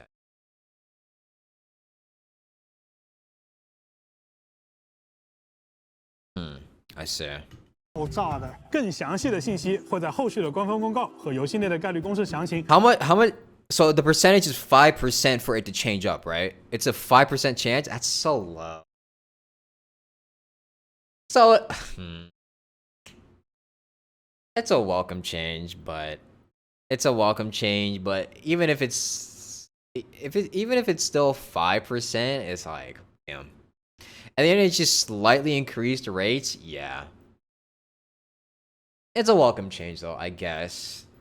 Probably be more exciting to see that when you think you're about to lose a 50-50. But if it's such a low chance, it's probably not gonna happen that often, you know? A nightmare for pity builders. Pity builders in shambles. So where that post released all the details about it. 给大家一一说明。那接下来还有吗 ？Michael， 你觉得这个消息都不算爆炸性消息是吗？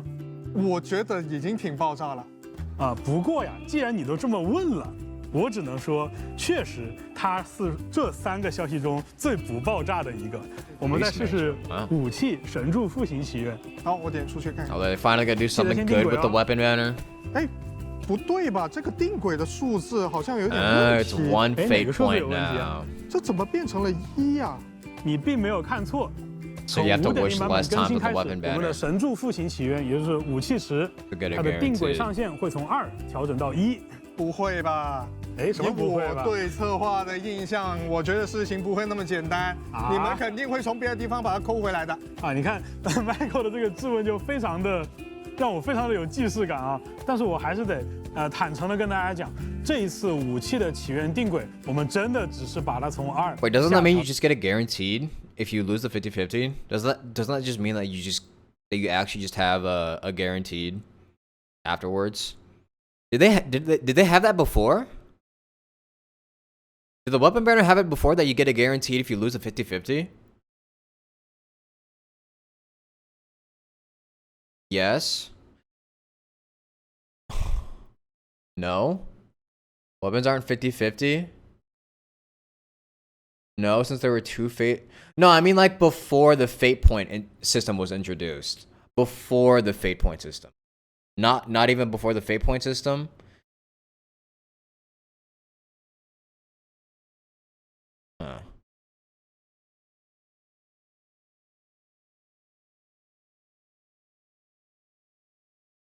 There was just no guaranteed at all. Okay, well then that makes it better. That definitely makes this a welcome change. If there was no guaranteed like ever before, even before the fate point system, that's fine. That's fine. Yeah, and I know that the fate point system, like even when the fate point system was introduced, there still wasn't like a guaranteed after lose your 50-50. That's why the fate point system was. So for the fate point, you could be tech toned. You could get 10 staff of homos before the fate system.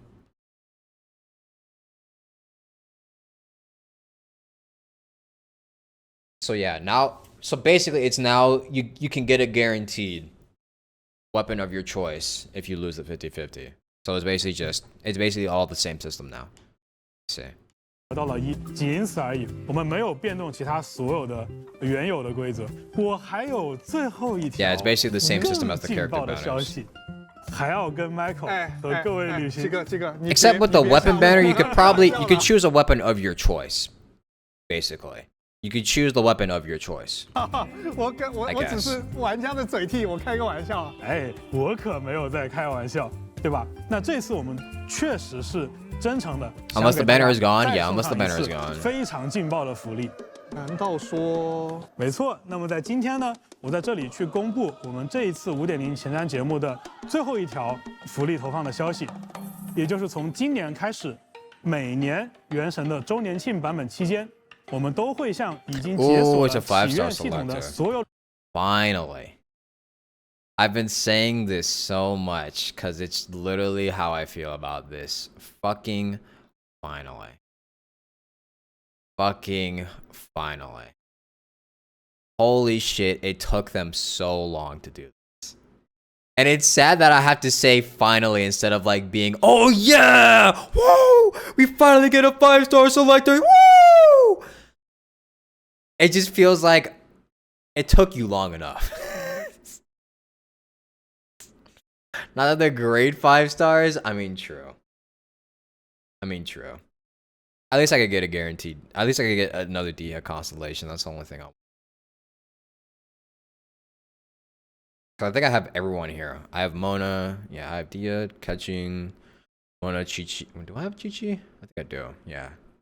Jean, Mitty, I got everybody here, so I could just get D here, C1 D here, finally. The first star better late than never. Yeah, it's better late than never, but it's just like you guys took long enough. God damn. And I really don't mean to sound like a fucking Debbie Downer or a negative Nancy about it, but it like 4 years. 4 years. It took them 4 years to realize that, maybe we should give the players the option to choose a 5-star. A standard banner 5-star. After so many years of people like being like, other games do this shit too. Why can't you do it? 旅行者提供一次免费获取奔行世间祈愿包含的任意一名5星角色的机会。所以不仅是一个自选的常驻5星，还是每年一个自选常驻5星吗？对，你没有听错。 Every year is pretty 你 good. 确定吗？你在这里说了之后，不能反悔啊！很多人看到我们没错，我说的很清楚，是从今年开始，每年原神的周年庆活动都会给大家这样一个自选常驻5星的 That 机 means 会。 I get 1 D here constellation every year. W. 这个常驻池是一直加新角色的。哎，没错。 我们随着我们版本的推进啊，其实会有越来越多的角色加入到奔行世间祈愿当中。也就是说，每年的这个福利也会随着版本的推进，它的选项会逐渐丰富起来。怎么样？你觉得这个哥，我说实话，我鸡皮疙瘩都起来了。我今天这个，我真的有点懵啊，就是。 哇，我没想到今天的福利居然是这样的。我感觉你的心情还没有从刚才的我有点这些消息中缓过来。对我确实有点没缓过来。那我们给 Michael 一点。But the game ends in 2 years. 团队呢 Probably 3 if we're counting 我们虽然是原神这个游戏的开发者，但同时我们也是原神的玩家。这一点一直从1.0开始。 我都在不断的跟大家传达这样一个信息。那么玩家提出的一切的问题，我们作为玩家当然也都是感同身受的。是的，因为原神接下来要走的路也很困难，也很长。但是我希望它能够一直延伸下去。我们能够一直走下去，也离不开大家一直以来的持续关注和支持。没错。那么接下来就到了 Michael 的回合了。虽然我觉得我们所准备的内容。 不如刚刚的惊喜，但是我们准备的周年庆相关内容呢，比往年还是只多不少。我们想带给大家的其实很简单，旅行者们能够收获一些简单的快乐，我们就非常满足了。我们平时也非常重视每位旅行者的声音，我觉得项目组的大家其实都是发自内心的去认可，还是要以高品质的核心内容创作作为它最重要的基石。 我们要持续不断的去做出好内容本身，这才是我们一直能够走下去的立身之本。Okay, then increase the resonance rate. 我们做的内容没有让玩家、没有让旅行者感受到乐趣，那一定是我们哪里出现了问题。我们会非常乐意去收集大家的看法，进行调整。鸡哥突然之间感慨起来了呢。那么接下来啊，还是再看一些有意思的短片，来转换一下气氛吧。 I want to believe that so bad. You have no idea how much I want to believe that they're actually listening feedback.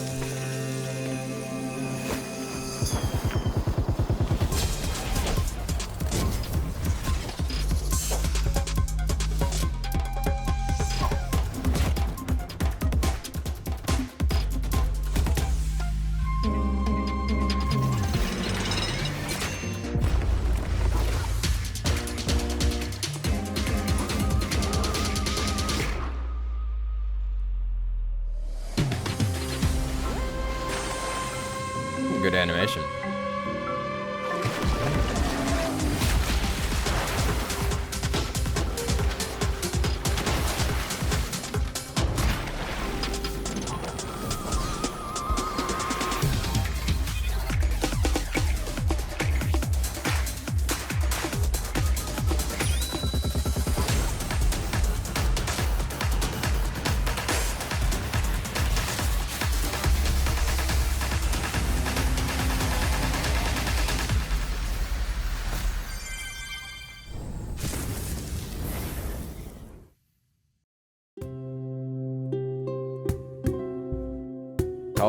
Cold.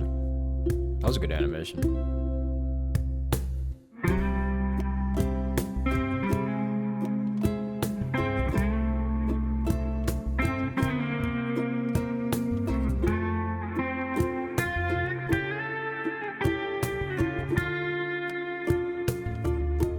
So we're getting artifact loadouts in 4 years. Based on this track record, maybe. Hey, this Archon roster is getting filled up. Look at this. This Archon roster is getting filled up. I remember when it used to be only Venti, Zhongli, and the Raiden Shogun.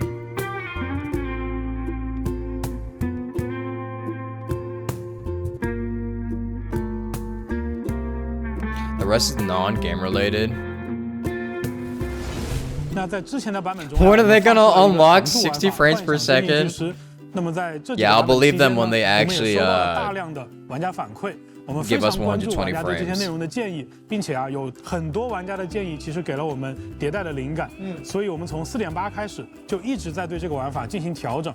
那在接下来即将更新的5.0版本当中呢，我们全量重新设计了玩法当中的奇妙注意事件。那 在新的版本当中呢，这些事件将根据当期的3元素所对应的反应体系进行有效、清晰的策略引导。Funny thing about the imaginary theorem, 你拿到这个 I haven't done this. 就已经知道它应该给什么样的队伍使用了。 I don't think I haven't touched 这 this 些 since it released. buff 我都看得不是很明白。没错没错，这也是很真实的一个玩家反应。是的。那这些注意事件呢，也 I have not done the quest. I haven't even started it. 特殊元素反应 I literally haven't even 也就 touched 是 it. 他们是贴合原有的反应体系去制作的。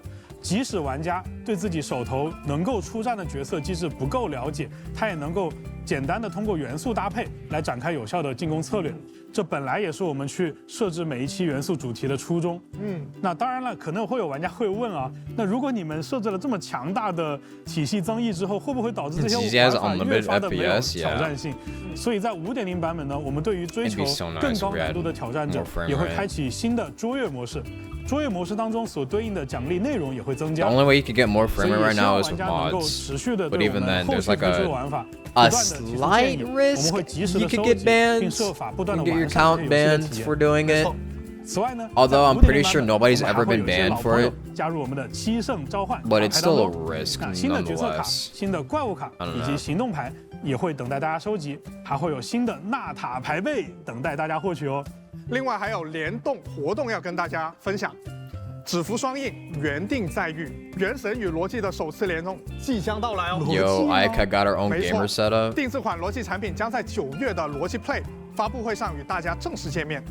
罗技的社媒平台也即将公布联名产品信息。此外还有多种联名周边可以获取，各位旅行者喜欢的话千万不要错过。哇 It might be customized. 罗技的社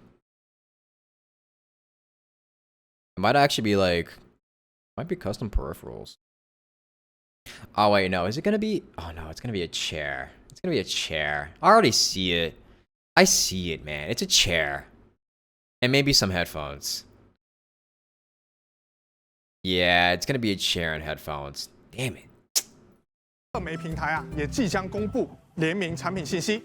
此外还有多种联名周边可以获取。 各位旅行者喜欢的话，千万不要错过。哇，罗技的定制款哎，你要知道我从小到大用的都是罗技的外设，啊，这可太酷了。You've seen tons of players using skin mods, none of them get banned. 一些音乐方面的消息。Yeah, I'm not sure why modding the game is bannable. 据我所知纳塔的 Or they say it's bannable, but they don't actually do anything about it. Not that I want them to. 接下来就请旅行者们拿起手边的花生、瓜子、饮料、矿泉水，入席就坐。 纳塔交响音乐会马上开始。It's not that I want them to ban them, it's just that I wonder why they say it's bannable, but then they don't actually act on it.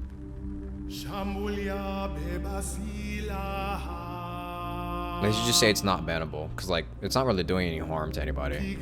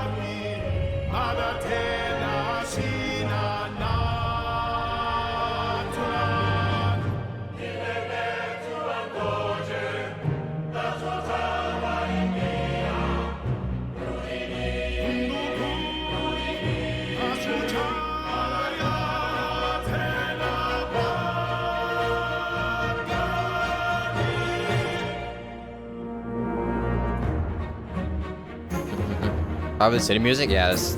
Usually the first one they show off is the city's music. The main theme for the city. Or the region. Where's all this hue variety in-game? A question that will never be answered.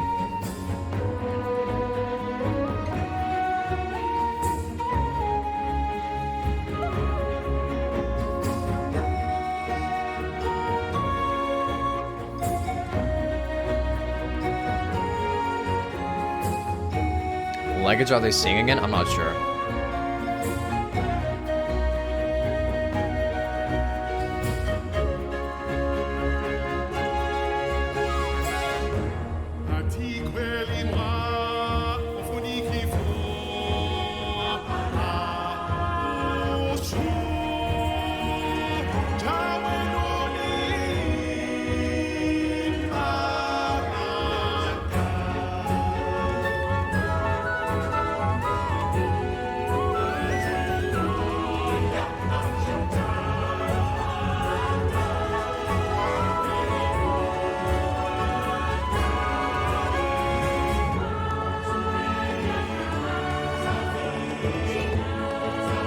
Say what you will about this company, they always deliver peak musical arts. Yeah.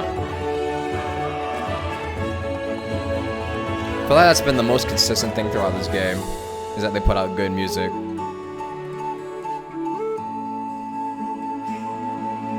That's always been the most consistent thing about Genshin. Probably the best part about Genshin as well, if I'm gonna be completely honest.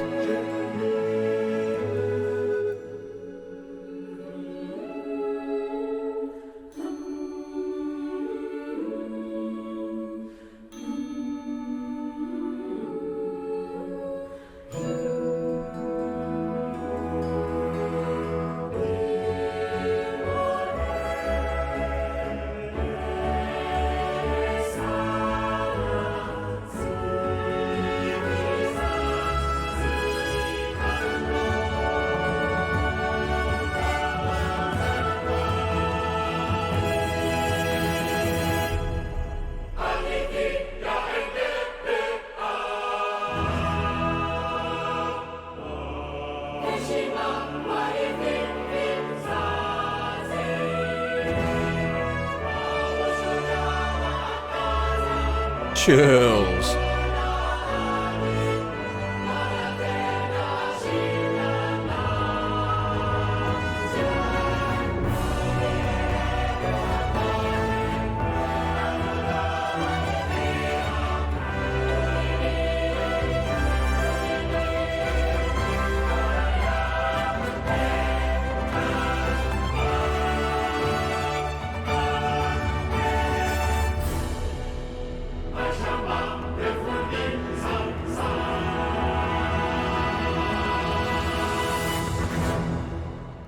That was really good. I had Blood Rose. I think this is the battle theme. They usually do the they do the main region's theme and then the battle theme.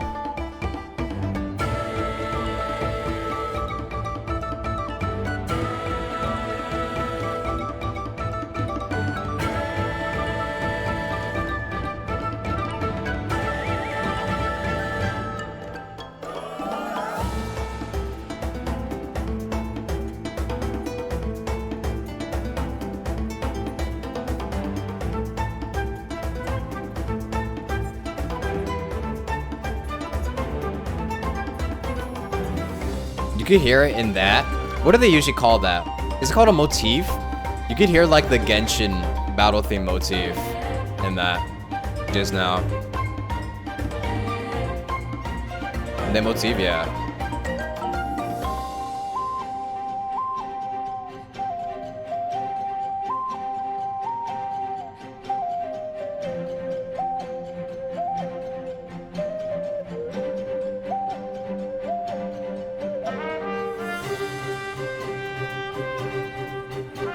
Photon fluctuation.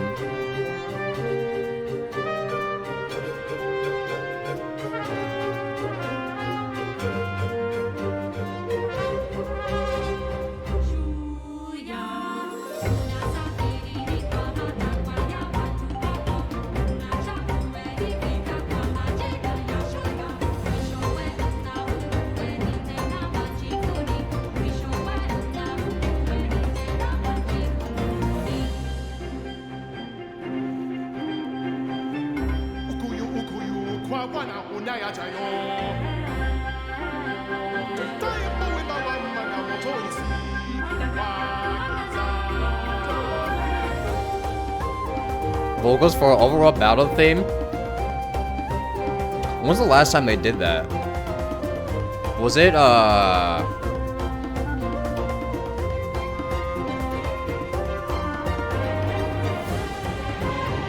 forget what the region is called. Dragon Spine? No, even later than that.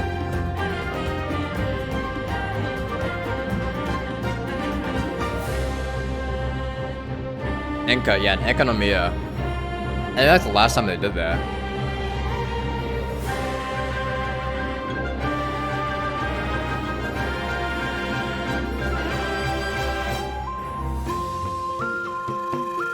Maybe now world level 9 incoming, we could actually hear the full songs. And the battles won't end after 15 seconds.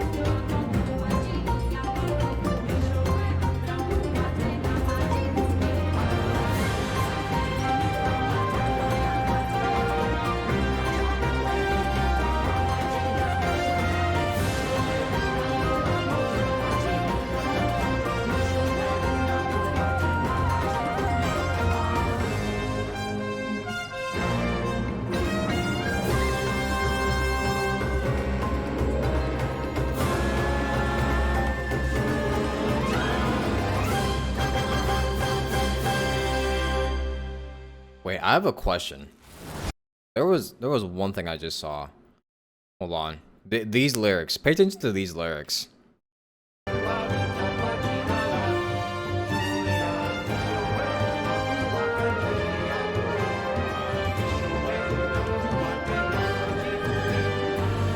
In the end, you burn to cinders for a dream. In the end, you rekindle in ashes for a dream. There's some foreshadowing? Yeah. I think they're trying to tell us that I was gonna die. I was about to get burnt. Or someone is going to. I feel like it's mostly the Traveler though, because they're directly talking to the hero of the story. Which is the Traveler, right?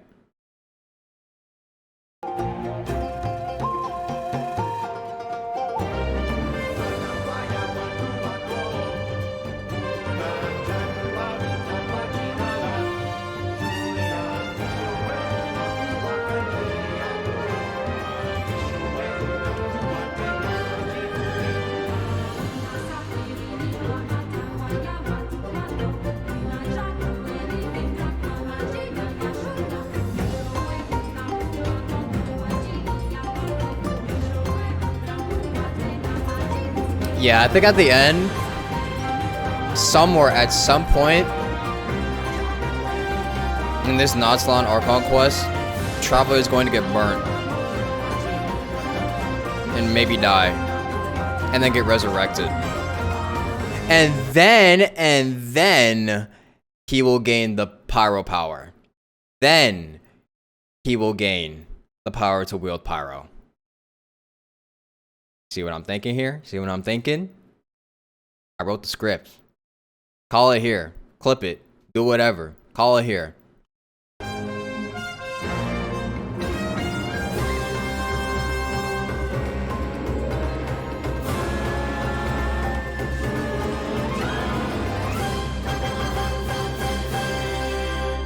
Rebirth of Senora when? She might. Hey. Wait, it would be really funny if the reason he gets burnt is because Senora gets resurrected. That would be really funny. That would be hilarious, actually. 今年大家表现都很好嘛，看到我这个老演员是不是可以退休了？表现是我自我还是不是那么满意啊，而且压力也是相当的大。不过我觉得如果 It's a cringe theory, but it'll all depend on how they'll write it. 我觉得效果就已经到位了。那今天介绍完这个今天的内容啊，我这里还有最后一个问题啊，也是之前问卷中 I've predicted a lot of things, 有玩 haven't 家提到的，就是 I? 项目组啊内部对于原神未来有什么样的规划？有没有什么可以提前透露的一些有趣内容 I just hope it's not that predictable. I hope it's 我 not 先 that 说规 predictable. 划的问题吧。在此之前，我想提个题外话，就是在到期版本上线的那一年，我记得有一个海外媒体的朋友有问我一个问题，说这一年的开发感受，如果用一个词来概括的话，你觉得什么样的词最合适？那当时我其实用了一个词叫进化。这个词不光是指我们整个团队为了去做更多原先从未体验过的内容所做出的个人努力，所做出的团队的进化。另一方面，其实也是直到今天大家看到的像纳塔这样的内容，也是我们这个进化之路上的其中一小步。那每年我们都会努力的做出一些让大家眼前一亮的有新概念的内容呈现给大家。那刚才大家也有问，在故事上我们有没有什么长线规划？我们会在未来的旅途上遇到更多的伙伴和敌人。那么他们其中有一些呢，一直活在坊间传闻当中。那还有一些呢，可能迄今为止和玩家只有一面之缘，玩家和他们也不甚了解。那还有一些呢，可能他们对旅行者是陌生的，对于提瓦特的众人也是陌生的。但是这些人和世界的命运之间也是息息相关的。那旅行者前往寻找自己血亲的这个旅途，实际上也会和这个世界之间的联系，因为上述的原因越来越紧密。那么这个也给我们介绍了很多原神未来的规划，那么也是让我们对未来啊充满着期待。我们今天的那个前瞻特别节目啊，到这里呢也就接近尾声了。那原神到现在啊都已经4年了，我也有很多心里话啊想跟我们旅行者讲。我们一起从2020年的那个秋天启程呢，已经是相伴的走过了4个年头，I understand the new 共同 pity 度过 system. 了 I 许多 did. Yeah. 难忘的时刻。那随着这个探索的步伐不断前行啊，那提瓦特的这个大陆也是愈加的这个丰富多彩。那我也相信未来的每一片新的地域啊，每一段新的故事啊，会成为我们最美好的这个回忆啊。那过去的这一年啊，原神项目组和我啊，都是曾经经历了这个焦虑和迷茫的。我们听到了很多的声音啊，有的把原神吹上天，有的把原神啊贬得一无是处啊。这样的声音多了啊，难免让项目组和我都有点不知所措。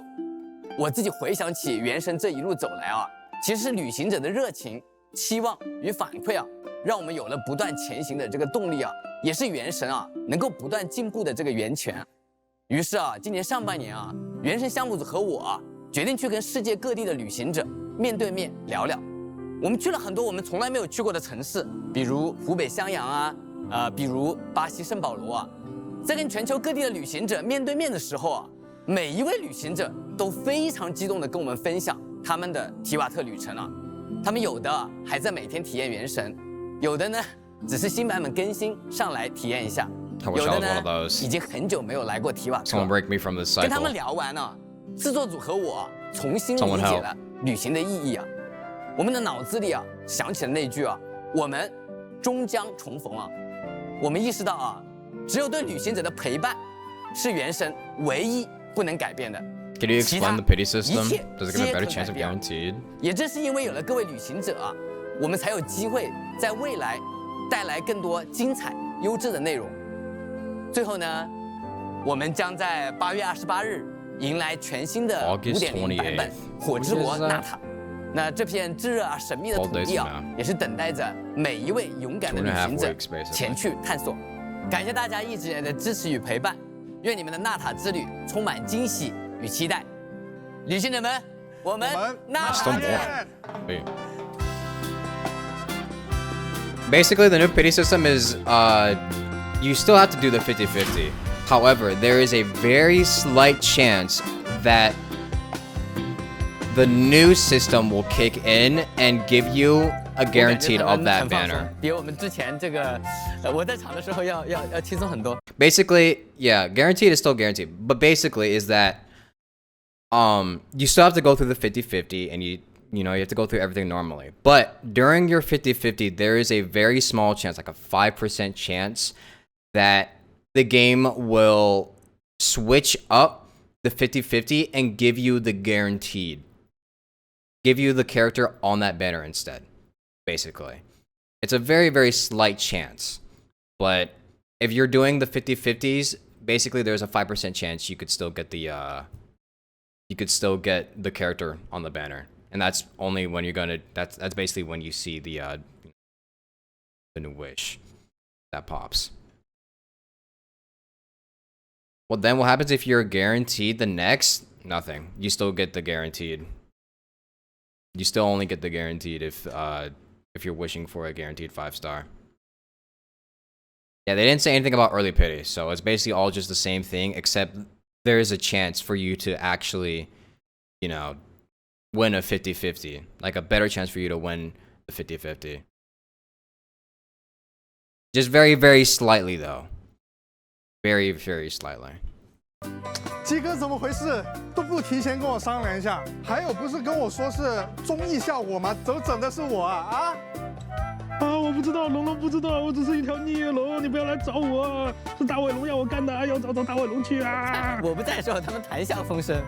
哟，好玩吗？好玩，咋了？像不像 bug 单？像你的 bug 单，拿着吧你。我就看你还修不修你 bug。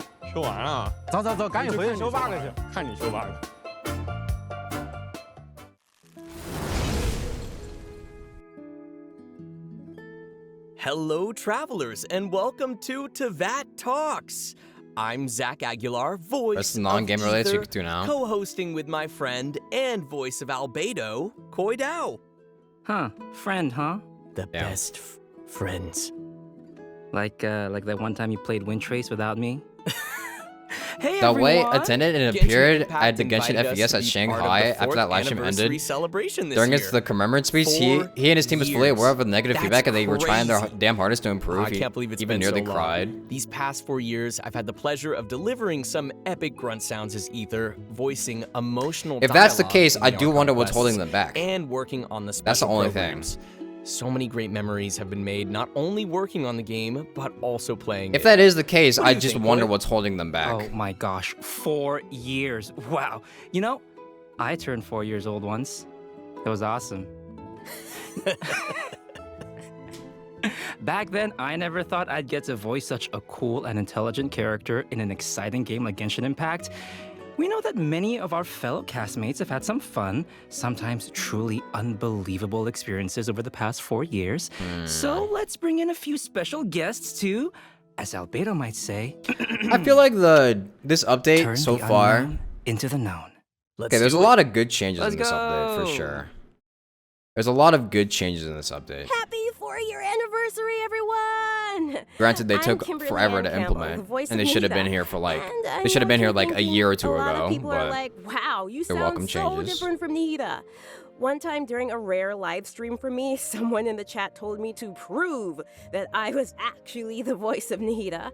So both online and in person at conventions, I get a handful of people who seem to be very surprised that that voice comes out of my body. What can I say? It's just what I sound like. I usually whip out a "everyone hold hands" to prove I'm not lying. Yeah, that's super relatable. Like, I usually just scream Windblade at people to prove that it's me. Or make a huh sound. Or even just in your private moments. Yeah. I've heard you scream it. Exactly. I what? turn to my right side and I scream, Windblade! It helps scare away the demons. That's weird. You're a weird guy. Anyways, here's more guests. Damn. Trying to find that one video of I'm Nahida, so lucky Nahida that I having get a to see a lot of cerebral Genshin hemorrhage. Impact What? fans and cosplayers, especially the Raiden Shogun cosplayers, at conventions all over the world. And it's so cute when fans come up to my table and realize that I don't usually sound like her. So someone will come up and say, "Oh, are you the voice of Raiden Shogun?" "Oh yeah, that's me." "Can you do a line?" And I'll be like, "Inazuma shines eternal." And watching their eyes light up always makes me smile. Genshin Impact fans are so passionate, and I love you guys. Might be wrong, but Genshin holds them to put personally have a lot to celebrate. put them on the map. Don't know what When holds Genshin them Impact back to dropped, do such almost updates. I immediately, don't know. My life began to change in a measurable way. I began to meet more and more people online, at conventions, and honestly, in my daily life, who are so passionate about this game. And I've learned that I love to sneak up on Genshin Impact cosplayers, and then when I'm right behind them, say something like, "This is an age of gods and monsters. I wish not for dominion, yet I cannot watch the common folk suffer." I mean, the reactions are genuinely priceless. And I frequently hear from people online that was one of the highlights of their con. I meet people that are so excited about this game that they literally tear up. I mean, honestly, how lucky am I to be a part of something like that? Aw, that's so sweet. And that is such a funny thing to do at conventions. Can you imagine sneaking up on people and You're staggering and quality of suddenly life so speaking people in can stay voice? excited to play over the 10-year Except I just get plan. really shy. Yeah. Probably, yeah. Who else we got? Waiting 10 first years off, for I wanna changes give is a big crazy, thank you to though. the team at Genshin Impact for letting me play the most beautiful man I have ever seen. Seriously, Neuvillette is a prized character of mine, one I'm just so excited to play and dig into for years to come. While he does have a range of subtle emotional beats and some true cathartic twists, nothing about him can possibly compare to the elephant seal in the room. The month of Oratrice Mécanique d'Analyse Cardinal changed my life forever. And who could possibly have seen that coming? Genshin Yeah, I Impact could definitely fans are tell so that there's polite going to whenever I be meet them. mixed They opinions never asked me about to say the it, quality but of of life course I always changes. do. And their gratitude about, he said the thing, is always a palpable My delight. opinion on it, it's welcome. It's a welcome change. It just took them really long to do Oratrice it. Mécanique d'Analyse Cardinal. Thank you. He said the thing! He said the thing! He did say the thing. You say the thing. Oratrice mécanique d'analyse cardinale. Oratrice mécanique d'analyse cardinale. Yippee! Yippee! So who's the most beautiful man you've ever seen, Zach? There's a correct answer. When I looked into your eyes, Koi. Mm-hmm. Go on. I knew that the most beautiful man I ever saw was the reflection in your eyes, me! I knew it. I knew it. I knew that's where it was going. Hair flip. Well, that was fun. Yeah, thanks for coming, everybody. And what an awesome 4 years of Genshin Impact. So much happened. As Yeah, long I as mean, I we've got keep some up this surprises in momentum, things will store, look great in the so future. Stay tuned for other Teyvat Talks. Teyvat Talks. Stay tuned. We'll have All to right? say. Still more, holy shit. It's like 30 minutes more, but what else is there to listen to?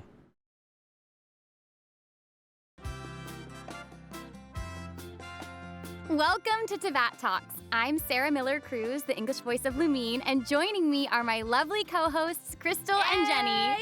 Yay! Hi, everybody. Crystal Lee here. I voice Clarande, the legendary champion duelist herself. Pew, pew, pew. Hello, it is me. I have returned. It is Jenny Yokobori. I am the voice of Yoimiya. And I hope this anniversary sparks joy with all of you out there. I see what you did there. Speaking of the anniversary, how are you two celebrating this amazing milestone? Oh, one heck of a milestone. 4 years? That's like enough to get a bachelor's degree. I mean, I'm gonna celebrate my graduation from Genshin Impact University. That's what I'm doing. I don't know about Oh you my guys. gosh. What about you, Sarah? That's amazing. I haven't planned anything specific yet, but I'm sure I'll play more Genshin Impact as usual. Come on, you've been in this game since You the should see beginning. your twin, Sarah. Nothing? No, listen. I've been looking for him for 4 long years. Okay? Quality of life so, is always I mean, nice, but quality listen, does to play Crystal, actual you mentioned good that game you're content. Going to graduate. I You're think not I'm wrong gonna about enroll that. in grad school so I can stay here for as long as I can. However, I feel like enjoy my Sure. time Because that's the best I move. Get feel that like PhD. the best. I am very much a person that is motivated by sweet little treat culture, and so I just want to know when my next sweet little treat's gonna be. And I think I mean, I'm just gonna say it. The end game experience, the only like actual good game content, quote unquote, that there is gonna be in Genshin Impact is exploration. It's exploration. It's probably gonna be exploration. Cause I feel like they don't really have to focus on like better combat or better, mini game stuff. when people can just go and explore like the 5 huge ass regions that they've implemented. Like, people already spend so much time doing that they don't really have to like implement good combat until you take them on a long ass world quest. As someone who watched my videos since I started Genshin, you feel sad hearing me be so down about it after I can't speak. You feel kind of sad hearing me be so down about it, almost for lack of a better word. I understand that. It just feels like, I don't know. I mean, I've been playing the game for 5 years. 5 years. I've been playing the game for like, what, 3, 4 years? I mean, basically almost since its release. I think it was like a week or 2 after its release that I started playing.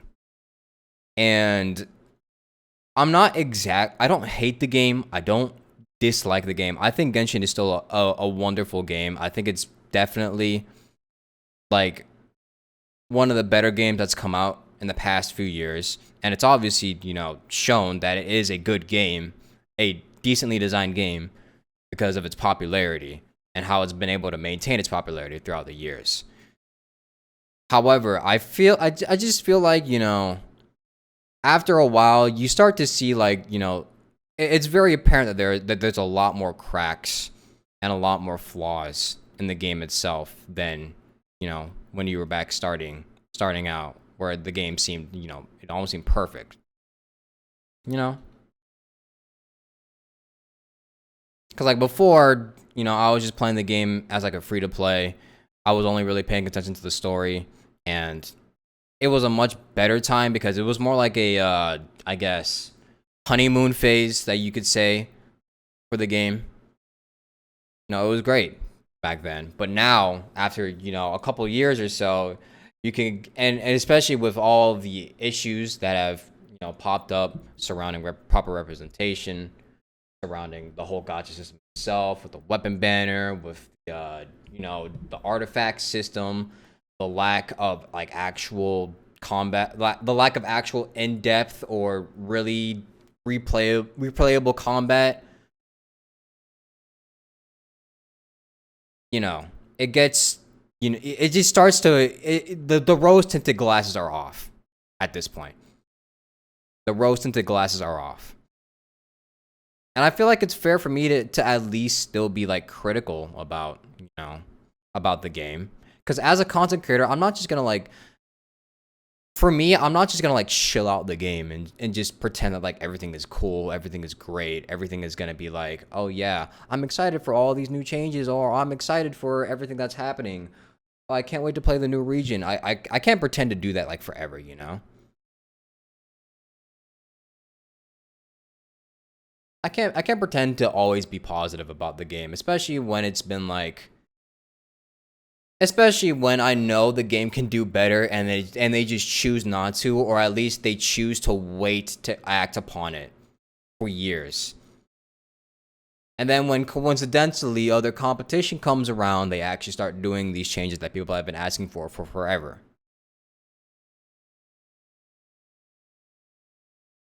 You know?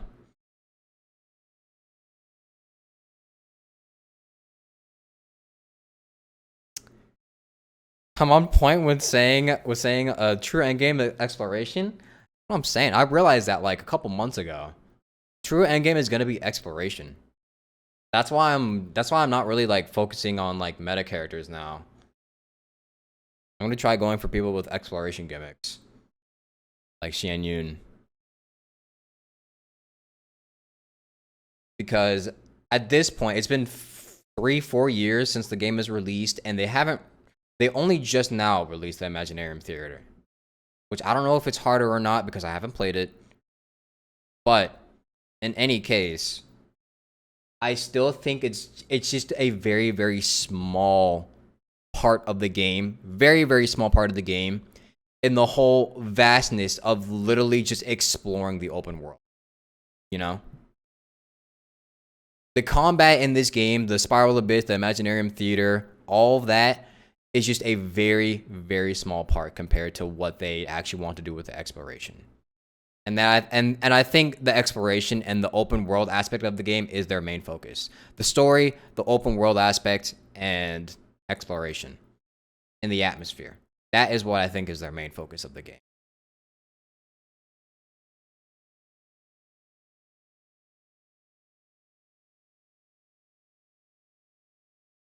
So yeah. No one replaced me on utilizing the beginner 4 characters. I'm the only one that made you build your Amber. I wish I could go back to using the starter 4. I kind of miss using the starter 4. I kind of miss using it, but the game is so big now that it feels kind of like, how would you say, counterintuitive to use that. Especially when you're trying to go around the world. Like for example, I tried using the starter 4 when I was exploring the desert in Swimmer. I was like, this is awful. This is so slow. I feel like I'm actually walking through a desert. Because none of the main 4, none of the starter 4s have any sort of exploration gimmick to them. They just all walk and run. That's it. So it feels very, very slow when you play with the main 4. So I wish I could go back to using them, but I don't know. I don't know. Maybe if they implement something for the Traveler that makes him faster or whatever, maybe. You know, the Amber gliding passive? Yeah, I mean, Amber has her gliding passive, but let's be real. How many times are you going to be gliding in the game?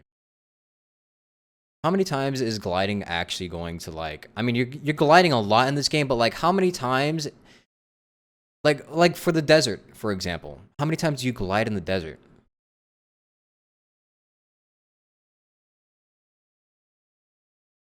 Why would my Hangout only stream?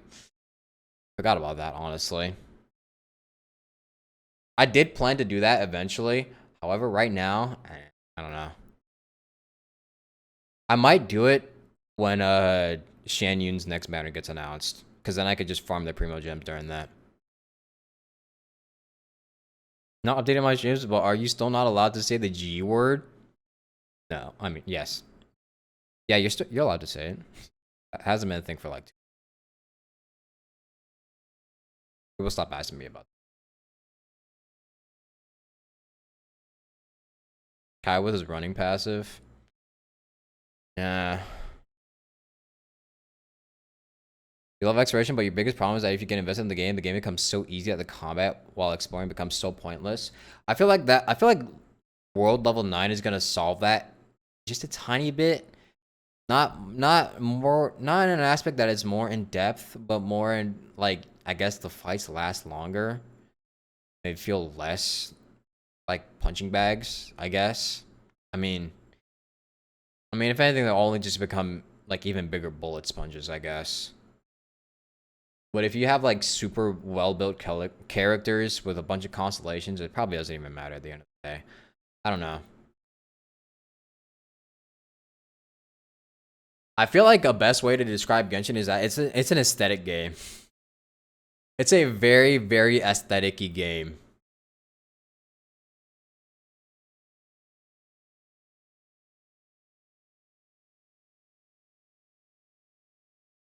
My Ganya still level 1? Yeah. She's still level 1.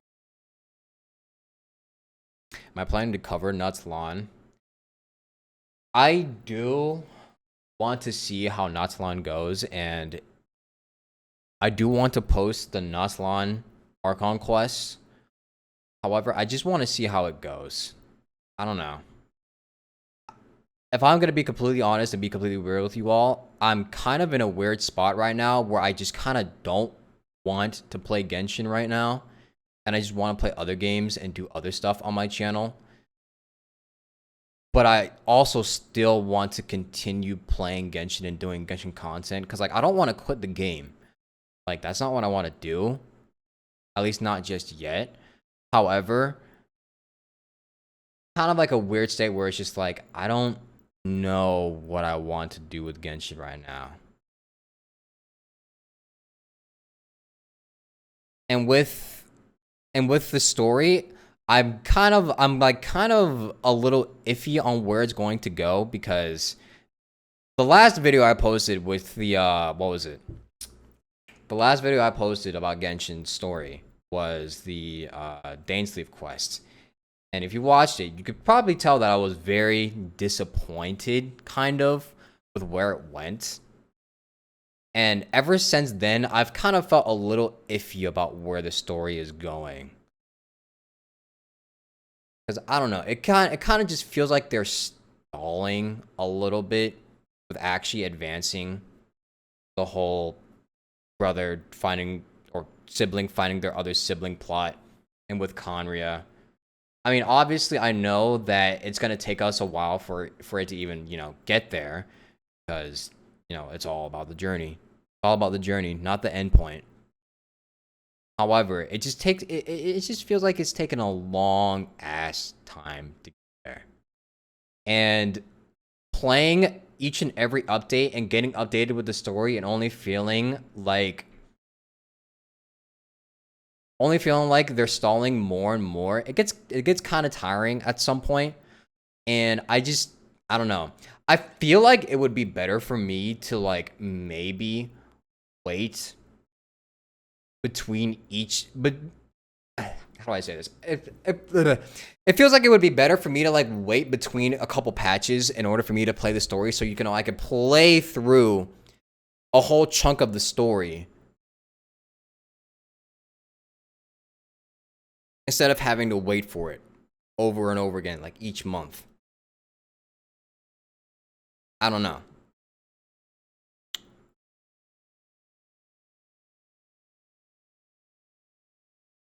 I feel like it would be better for me to do it that way, because then I wouldn't feel like I was just being dragged on throughout a story that I'm not. I guess I am kind of invested in, but not the most invested in, because it's not actually giving me, like, showing me what I want to see, you know? I know people are going to be like, oh, you're only playing the story because you want to see that, because you want the devs to write the story that you want to see. Yes. Yeah. Yeah, I want to see the traveler find their sister. Yeah, I want to see what's happening with the Abyss. Yeah. What's wrong with that? Yeah, I want to see what happened with Conria and the Abyss sibling. Like, is that so wrong? Waiting every single year for that, only for you to get disappointed that they don't really advance the plot all that much. Not really not really the most fun or satisfying thing to do.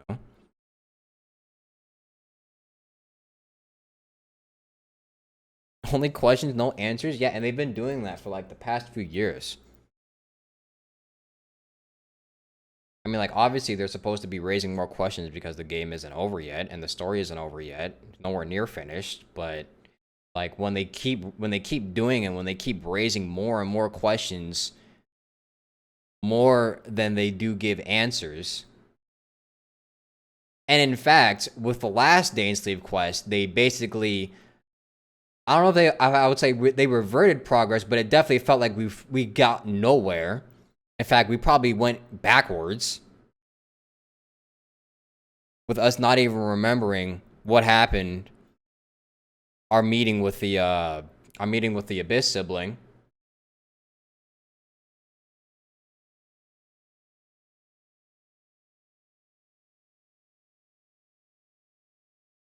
And then also the what was it? What was his name? Kyrie Bear disappearing. And all of that, and the field tiller being taken. Kind of felt like we went backwards there a little bit.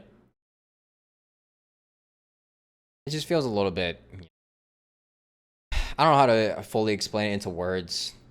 I'm not really good with, you know, explaining stuff in words, especially in live, real time. But I'm just in a weird spot with Genshin right now. I'm not like saying I'm like trying to quit or anything. It's just that like I feel like there are some things I want to do that would maybe make my own experience better and allow me to do something that would actually improve my experience with Genshin and also my experience with my channel as well. Like not having to play the Archon quests and do an Archon quest video every single month, because those usually take a long time for me to edit. And not having to do like and also not having to do like just Hoyoverse videos every single time there's a new quest out. Like I kind of, if you want me to be honest, I kind of feel like I want to just only be able to play Hoyoverse when I want to play Hoyoverse games, you know? When the next Archon quest comes out, I'll play it when I play it, you know? Like right now I'm playing Elden Ring. I don't know if I'm probably not gonna be playing it when region comes out.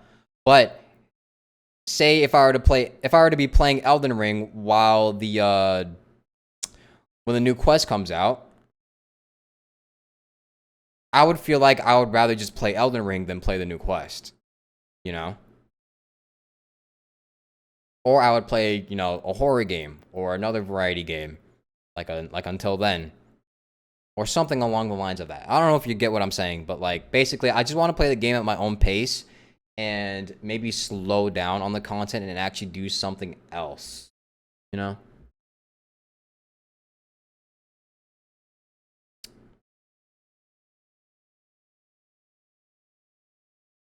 And there's nothing stopping me from doing that. Which is why I want to take those steps. Which is why I haven't really posted a Hoyoverse video in about like a month. I've been posting Until Then and variety videos. Now, whether I'll continue to just not post Hoyoverse when the new region releases, I don't know. I'll have to see. Most likely, I'll still play it. But I'll just have to see if I want to like immediately work on getting the video. Or if I have other stuff going. I take Genshin as a job more than an enjoyment. Yeah, I guess that's a better way of putting it. Is that it kind of feels like Genshin is just more of a job or an obligation that I have to do than me just playing it for my own enjoyment. You know? Which, I mean, it is my job. It is my job, basically. That's basically what my entire channel was based around for like the past 2 years. That's what most of my audience watches. But at the end of the day, it also still is my YouTube channel, and I want to post what I enjoy doing or what I enjoy playing at the time. You know? I didn't want my channel to be just Genshin. It just happened that way. It just happened. I just happened to develop a severe fucking infatuation with Genshin for 2 years straight. So yeah.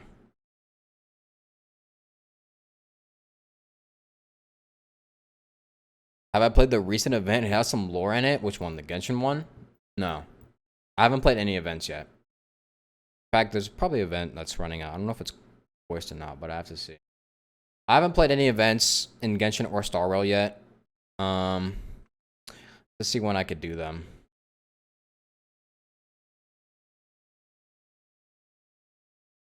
A cake. I want to get one of the like Genshin Impact birthday cakes that they send you on your birthday. It's 4 years of looking at them, and I want one. Yeah, I was a Yap session, but anyway, basically that's how I've been feeling let's go ahead recently. and turn to our guests and see what they have to say about this momentous occasion. Yay! Just know that I don't hate the game. I'm not planning on quitting. Happy still. anniversary, Genshin Impact!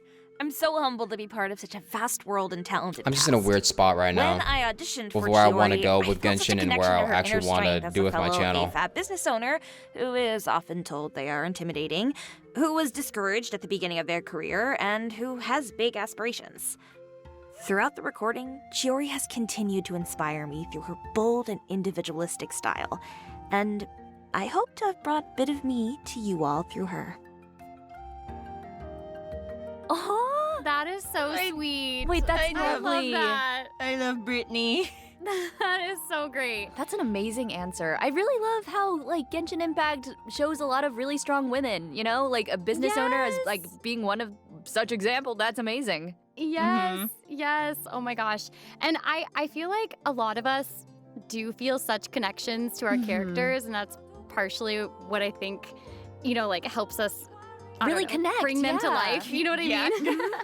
I feel like I'm a lot like Lumine because I also have a twin brother in real life. HSR has a good story too, but you're not a fan of turn-based combat. For the We Are Reunited quest is like so special and emotional. I'm okay for with the me. turn-based combat, honestly. I've gotten teary-eyed basically every single time we've recorded Ether and Lumine getting to be together again because I really cannot imagine how horrible it would be to be separated from my twin brother. It just like makes me so emotional. Oh, no, So it's one of the Sarah. reasons that when our amazing director was giving me direction for the opening cutscene where they get separated, it actually made me cry.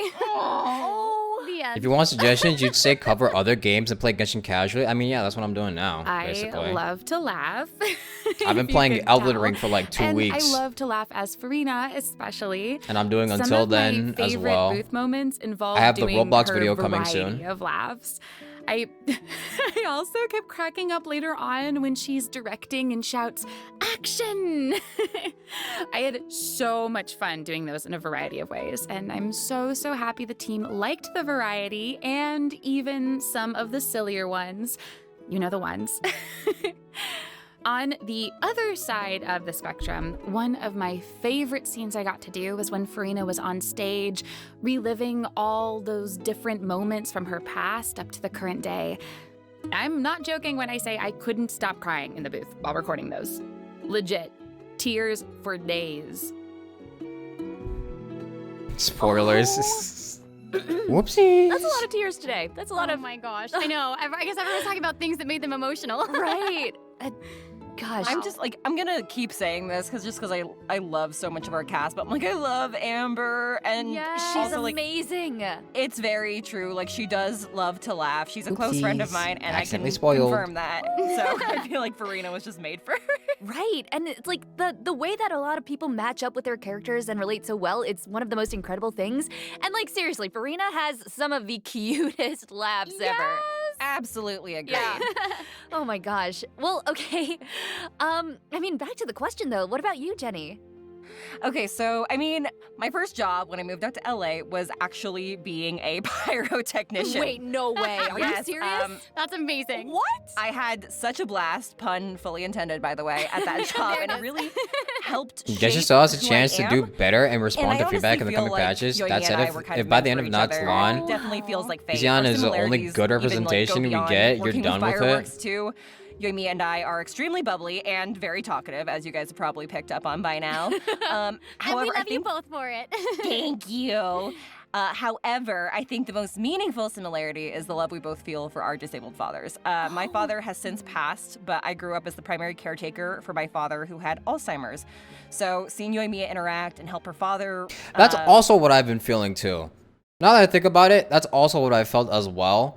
It's because like, this is gonna be a little controversial, but like with knowing that like Nox Lawn, well, at least for now, from what we've seen for now, knowing that Nox Lawn isn't going to have the stuff that I wanted to personally see,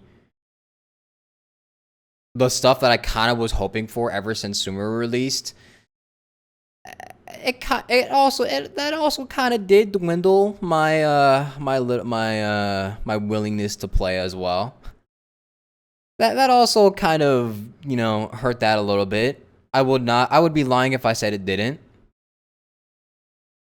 Because I already said before, like, if they're not going to represent, if they're not going to do what I want to see personally, then why would I play it? And I know that might sound selfish, but like, when you say that you're going to properly represent people and you don't do that, you don't actually, you know, try to properly represent, then why would I like get my hopes up and continue to play as much as I did? Like, I don't know.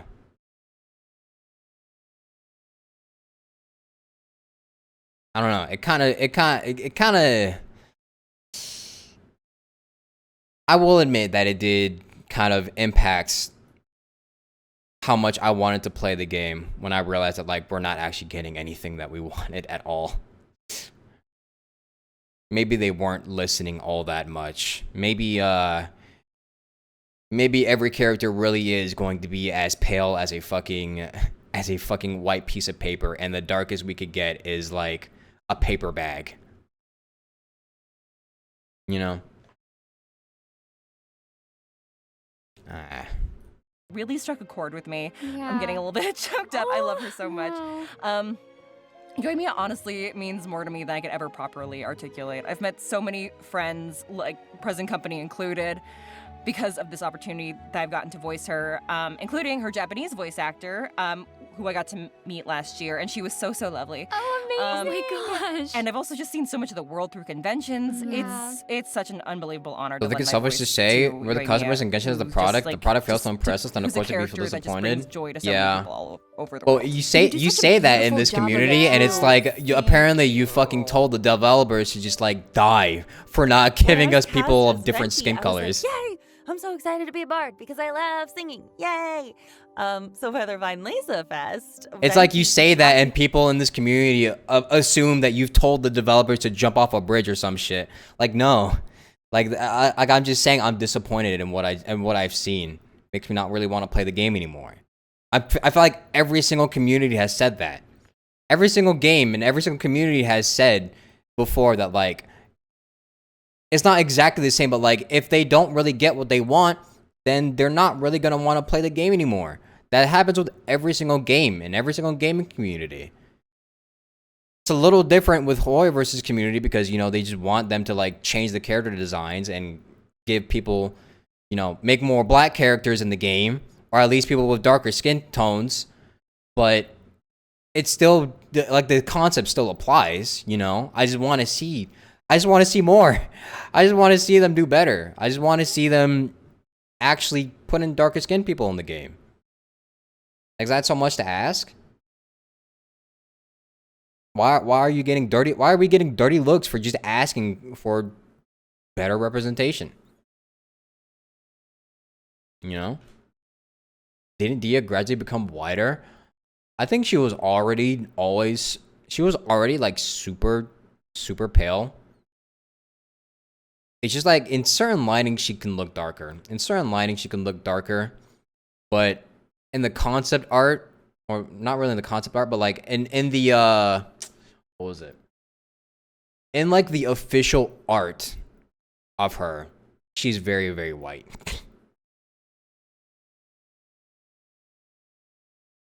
I can you make a game based off real life culture but not represent how the people look like? I mean, yeah, everyone's been asking that.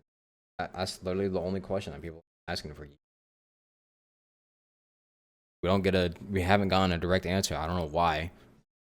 I mean, if what people are saying that, like, you know, they've been listening and they've been trying really hard to address it and working hard to improve themselves, then all I ask, the other thing I ask is what's stopping them? What's stopping them right now? If they really are listening and they really do want to change and they really do want to actually do something about it, what's stopping you right now? Why haven't we seen anything? Why haven't they communicated about it? What's the deal? What's the deal about it? Because I really do want to believe that they actually are listening and they actually do want to make a change. I really do. I really, really do. But until we actually see actions upon that, it's like, okay, what's the big deal? What are you waiting for? What are you waiting for? You're like one of the biggest games in the world. You've made so much money already. What is the problem in adding more than a couple more skin tones in the game for playable characters? I don't think it would hurt. I generally don't think it would hurt. Because you could still make $1 bajillion by making even more powerful, like, fucking Archons and more overpowered characters like Yelan, who are also white, or at least pale skin. You can make $1 bajillion off of those characters alone.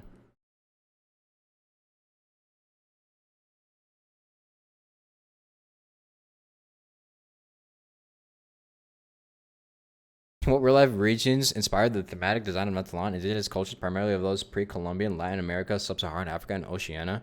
Yet the characters are all fair skin and beige at most. Yeah, basically. They make one or two, they'll still make millions. So yeah, it's weird. Yeah, basically, they'll still make millions at the end of the day. Hell, they literally make thousands of dollars when Yelan gets her rerun. Whenever Yelan or Zhongli get their rerun, they make or even the Raiden Shogun, they make a bajillion of dollars, bro. They make bank off of those characters alone. And they keep introducing even better characters that are still also pale skin. Like Nuvulette. He also made a shit ton of money for them too. They could keep doing that. Why can't they also just add darker, like, characters that are also darker? You know? Why don't they just do that? You could add it on top.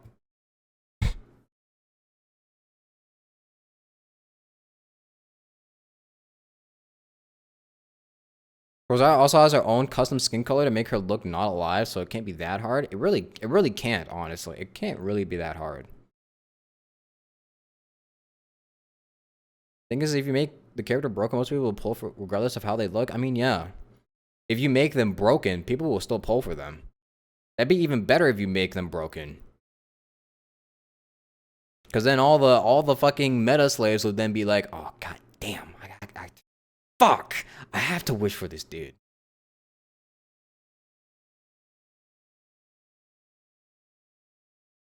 And if they really don't want to, if they really find that a problem, if they really do find it a problem, if they really can't let go of their racism and don't want to wish for a broken character that happens to be dark skinned, then they could just spend more money on the fucking on Yelan.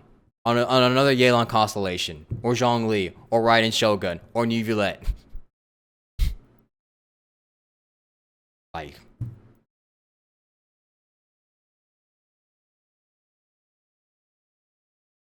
all comes down to a point where if either I think they are or aren't racist, it's hard to say.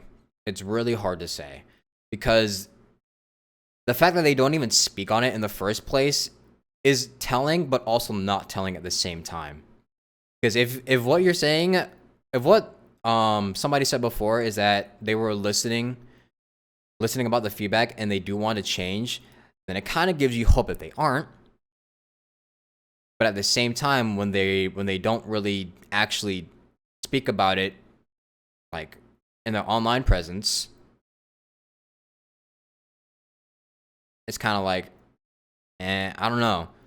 It's kind of like we don't know their exact stance on it. We don't know their exact stance on it. It's kind of vague. It's kind of vague every time we try to talk about it, you know? I just wish there was an actual concrete answer on why they can't or choose not to do it. You know? But they'll probably never will say that, because whatever the decision would be, it would probably be like really like weird for their PR. So it might be like, for in a PR perspective, it's probably better for them to just literally never speak on it.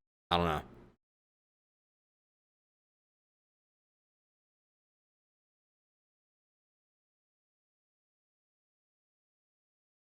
Did they ever try to talk about it? I mean, like I said, with the Da Wei speaking about the issues in one of the conventions, I guess they did try to speak on it. But I feel like that's the only time they've ever actually spoken about it.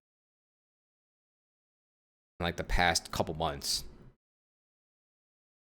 If he is in the Chinese community, recognize it as a problem.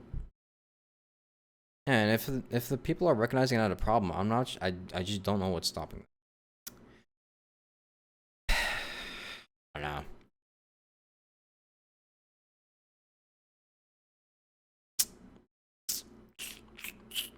It's a shame they had the not relate. Yeah, I noticed that. Called that out earlier. Very interesting that they put it now. I'm pretty sure that's a standard for every single game.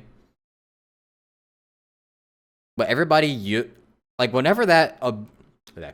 Whenever that warning appears or that disclaimer appears, people will always try and use it as like a gotcha. Like, oh, you see here, they said it's not related to any actual real people or events. Therefore, no, I feel like I'm pretty sure they only put that because they don't want like any like if in a case where an Archon gets assassinated or some shit and like a presidential or an important figure assassination actually happens at around the same time, they don't want to have to be like, oh shit, we don't have anything to do with that.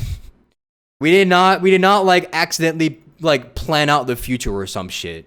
We did not predict the future. We did not know that was gonna happen.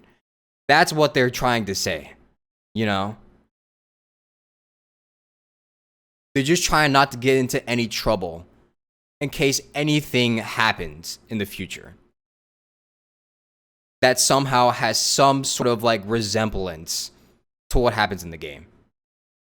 But people like to like use that as like a fucking gotcha to people who are just simply asking for proper representation.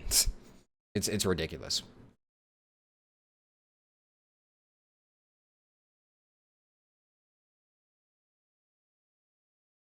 Yeah.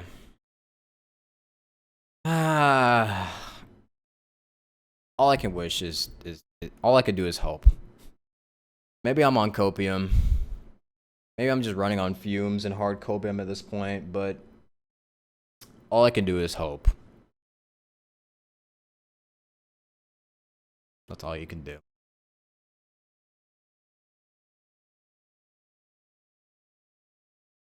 Unrelated to real life cultures immediately after sings in Swahili. Yeah.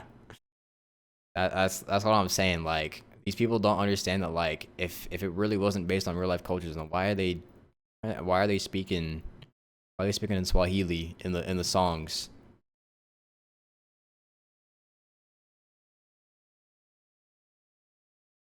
Like, it's very obvious the inspiration and the representation can be there. Very obvious. Not sure why people are trying to deny that.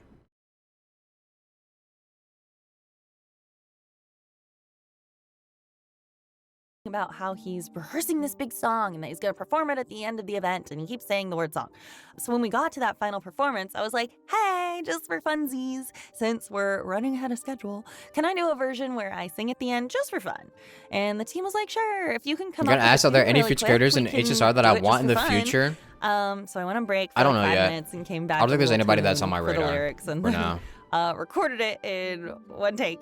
It was super fun, but I didn't expect them to actually use it in the game because, like I've said 5,000 times, it was just for fun. And so when the event came out and people started excitingly tagging me in posts about Venti singing, I was so shocked and so excited. Oh my gosh. And it was just so sweet to see how much Venti singing meant to the fans. Like, the reactions were so heartwarming, and I was so happy. I'd love to sing in the game for another event sometime, you know, but I'm also happy to go back to his pretty poetry too. I'm just really happy that I got to sing at least once in the game. Wait, what? That's Oh my incredible. gosh. She just came up with the tune, like, yes, spontaneously, just there. right on the spot. I love talented it. Erica for you. I mean, I like, know, listen. I know. Girl, And the like, I don't talent is know off the charts. if y'all have heard the Venti song from that event, but it is so good. Erica did such an amazing job. That's incredible. One take, She's so 5 minutes. stinking talented. She really is. She's so talented. That's crazy.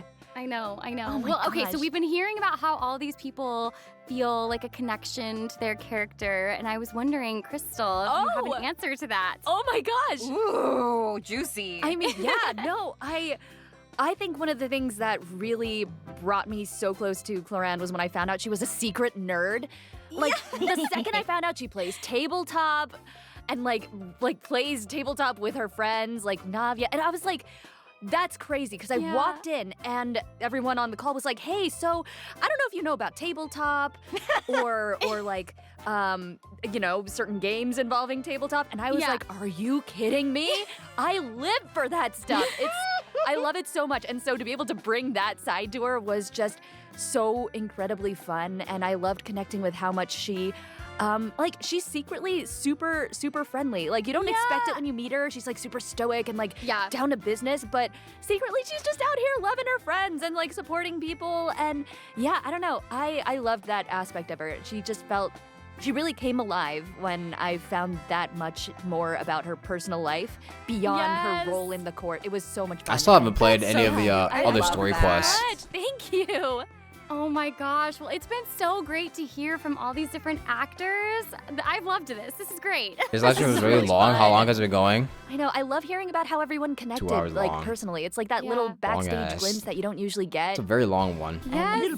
But since I had a lot to cover, so. Exactly. And I still can't believe it's been 4 years. It feels like no time at all has passed somehow. Like, and also all the time has passed. Like, It's so surreal. It really is. Who knows? Well, oh my hey, gosh. I mean, well, this has been great. I've had so much fun with y'all. I'm today. missing out. Same. Are the newer ones and good? I can't wait for the next. I kind of so, do want to hey, play everyone, stay tuned for more and happy anniversary, travelers. I kind of do want to play Happy Clarence. anniversary. Woo! Not at this moment. Clarence was good. That's good. Definitely want to see that. Hello, everybody. This is Alejandro Saab, voice of Sino, Sino. and thanks for tuning in to Tibet Talks. Hey everyone, Joe Zija, voice of Risley here, wishing everybody a happy Genshin Impact 4-year anniversary. Yeah, same. Dude, I can't believe it's been 4 years. Oh my gosh. This was I remember when recorded the game before first the started and I was strike? like, I have no idea what I'm doing. And now I'm like, Oh, speaking of which, you guys remember? Okay, well there was a what was it? What were they called? What's the union called? SAG-AFTRA. SAG-AFTRA was going on strike against the video game industry, right?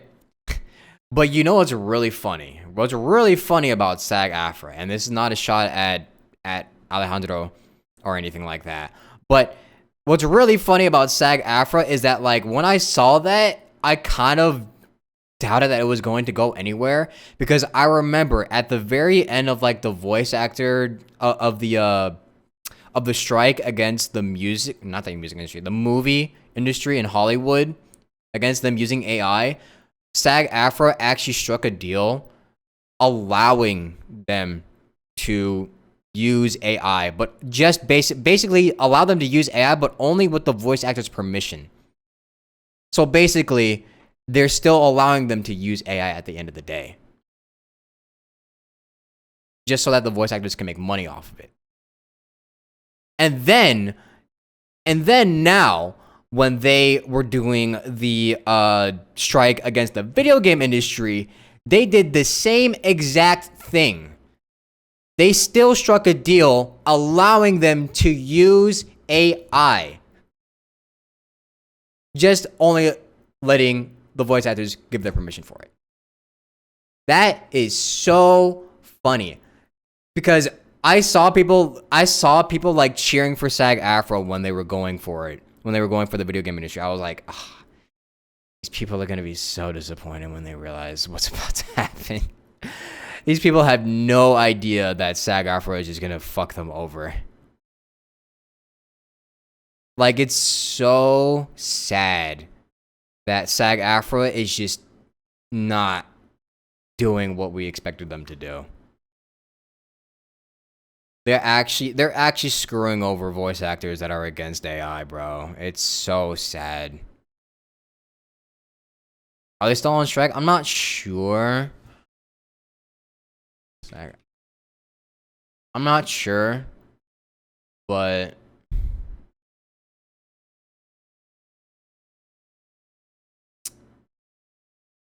I think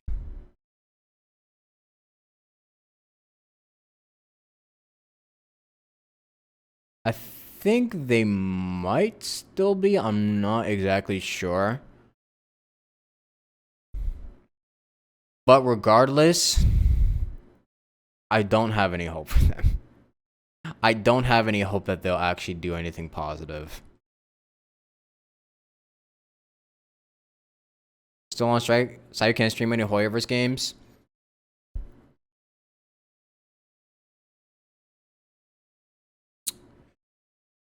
Yeah. It's kind of messed up that SAG-AFTRA continues to make the wrong decisions. Like, they had the world behind their back. They had so many people in the industry behind their back, rooting for them to actually make a change against AI. And what did they do? They keep the AI. They keep the AI around. Like, yeah, it might be cool that they could fucking at least give consent to it, but like, I thought the point was that we're supposed to not have AI. I thought we were supposed to get rid of AI. And stop it from advancing. Like, I don't know, man. Fuck that leadership, man. So weird. People think the reason Lucien Sokaku from ZZZ got a voice actor change is because of the strike? Something along those lines? I don't know. No idea. I know a little bit of what I'm doing. Yeah, I don't think I've even reached a little bit. I think like when I stream the game, it's mostly entertaining because I don't know what I'm doing at all. But it's been awesome to get to know the fan base and the game, and it's just this Genshin Impact has become this whole massive world. Like, who could have imagined? Yeah, it's crazy. Yeah, so I totally get it.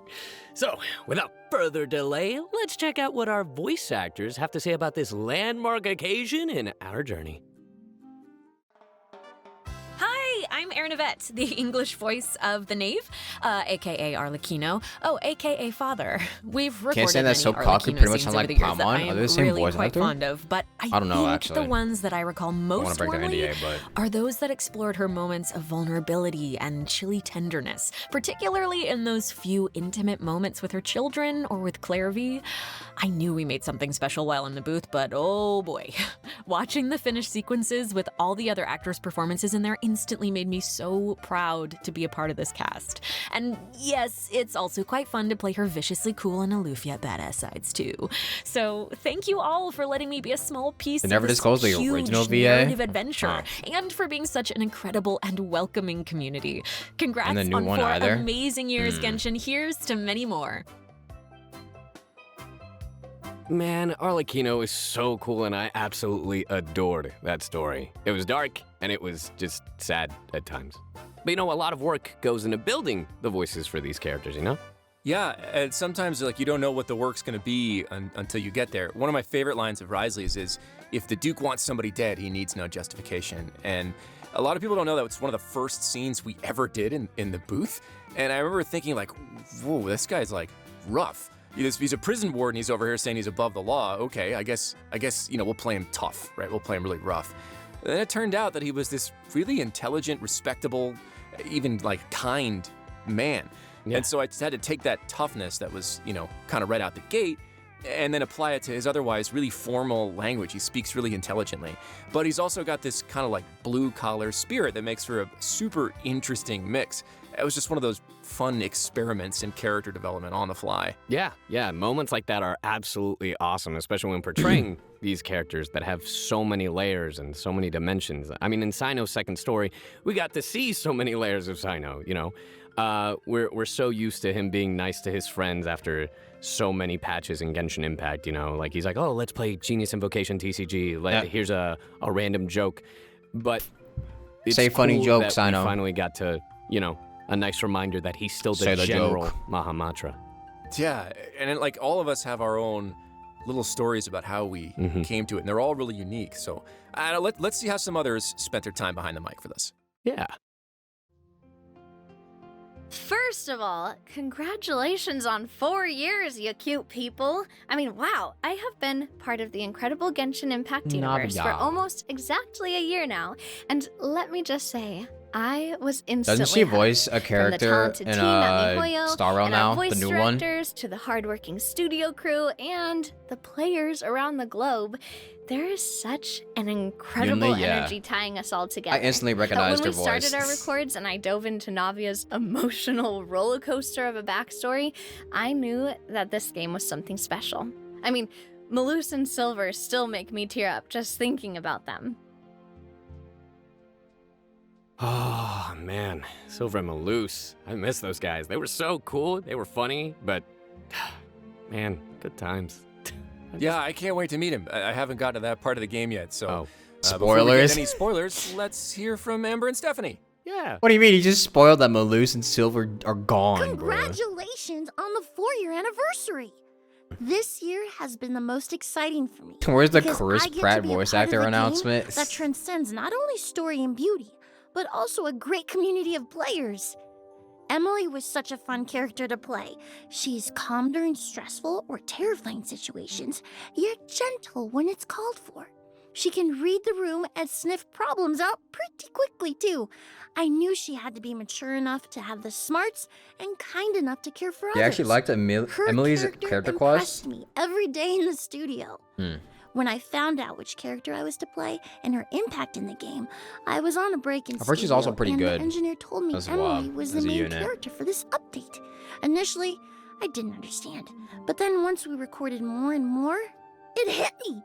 I am now part of the Genshin Impact family, which is pretty awesome. It is a true honor. Thank you for having me. I still can't believe I've been in the game gosh, for you do. nearly 4 years. It's wild to think that I started as Cloud Retainer the NPC, Cloud Retainer. but I am so proud of getting to play her. Not only is she a character that has helped me stretch my own vocal range, but she's also so full of life and mystery and so unintentionally hilarious. I started playing her as the mysterious and not so kind Adeptus, as we all know. And every time I would return for events, I'd get to give insight into other beloved characters through some pretty funny quips or some deeply sad backstories. So when I was asked to give her life as the playable Shen Yun, one was over the moon. I mean, with her human form, I would be able to share her softer side, the side that we've only had glimpses of. So one was really